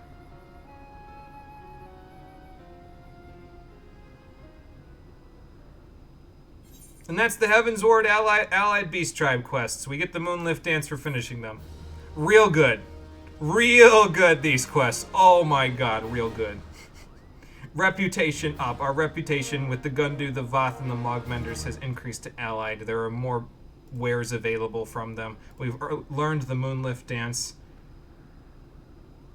We have basically turned Ishgard into a melting pot of different cultures at this point with how many people... Hey, now you're an all-star? Oh, no. Yeah, we basically turned Ishgard into a melting pot of people at this point. It's kind of ridiculous, of different cultures. Let me see if I can beat Lunu Valley and Triple Triad this time. What do we... Brachiosaur, Bismarck, and something else. Okay. I just gotta remember it's reverse this time, that's all. Although if it's reverse, I should just use the starter deck, right? Because they've got lower numbers. So let's just use the starter deck. See where we can go from here. Okay, she gets her turn first. That's good. Because then I can do this. Not tempt myself or do it accidentally. Let's see.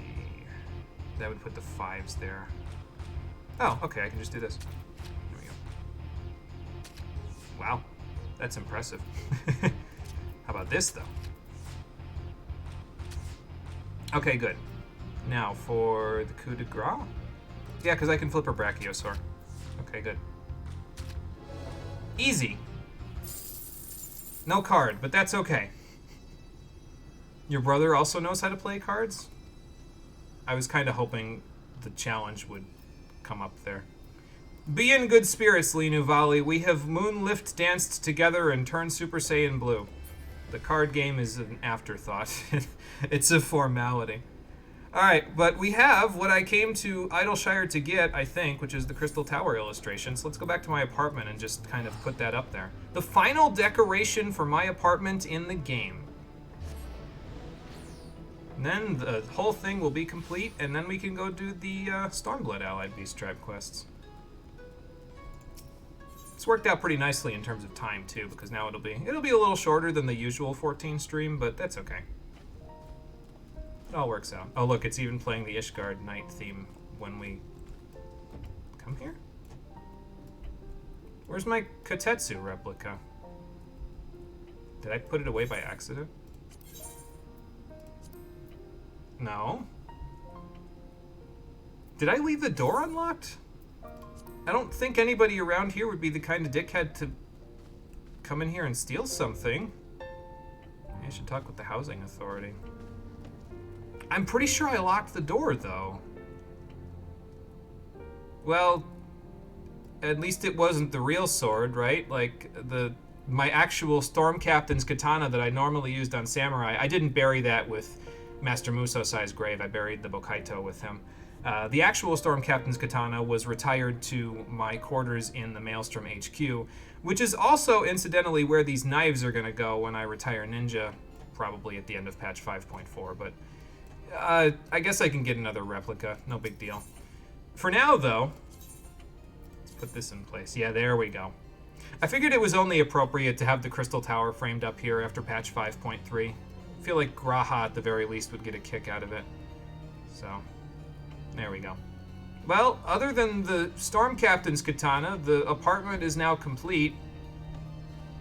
Almost doesn't feel real, like completing the Sky Pirates Den in Final Fantasy XII, which is a myth that I've never seen actually happen, because I don't think I've ever 100%ed that game. But that's cool. Now I can come back here and rest and relax. But before I do that, we have a lot to do. There are still weapon quests to do, and there's still Allied Beast Tribe quests to do for Stormblood. And we'll be doing both of those on the next episode of Final Fantasy XIV Shadowbringers, the Stream Edition, which will be happening probably on Tuesday at 4:30 p.m. Eastern Daylight Time next week. I'll post the schedule up on Twitch, YouTube, and Discord shortly after I finish the description for this one, but because Cole's got D&D on Sundays and Mondays, we probably can't. Well, we definitely can't come in and do this without him, because the weapon quests are in there. If I did those without Rory, she'd flip. So, now I just need to find where the quest is for that one. I thought it started here in Kugane, but I might be wrong. Oh, there it is, the Ananta Maid's Tale. It's up by the Sekisegumi Barracks, so that is where we will go for the next episode. Thank you for watching, everybody. I appreciate you coming out to Twitch and YouTube to check out the stream, and I will see all of you on the next one, which, as I said, will probably be on Tuesday at 4:30 p.m. Eastern Daylight Time. Until then, everybody, take care, and have a good one. Can't believe I picked the most appropriate table in this place for me to sit at for the end here. Most of these tables have like sake and stuff on them, but me, I'm not a heavy drinker, so this table with just chopsticks and no meal on it is perfect for me and my culinarian specialty.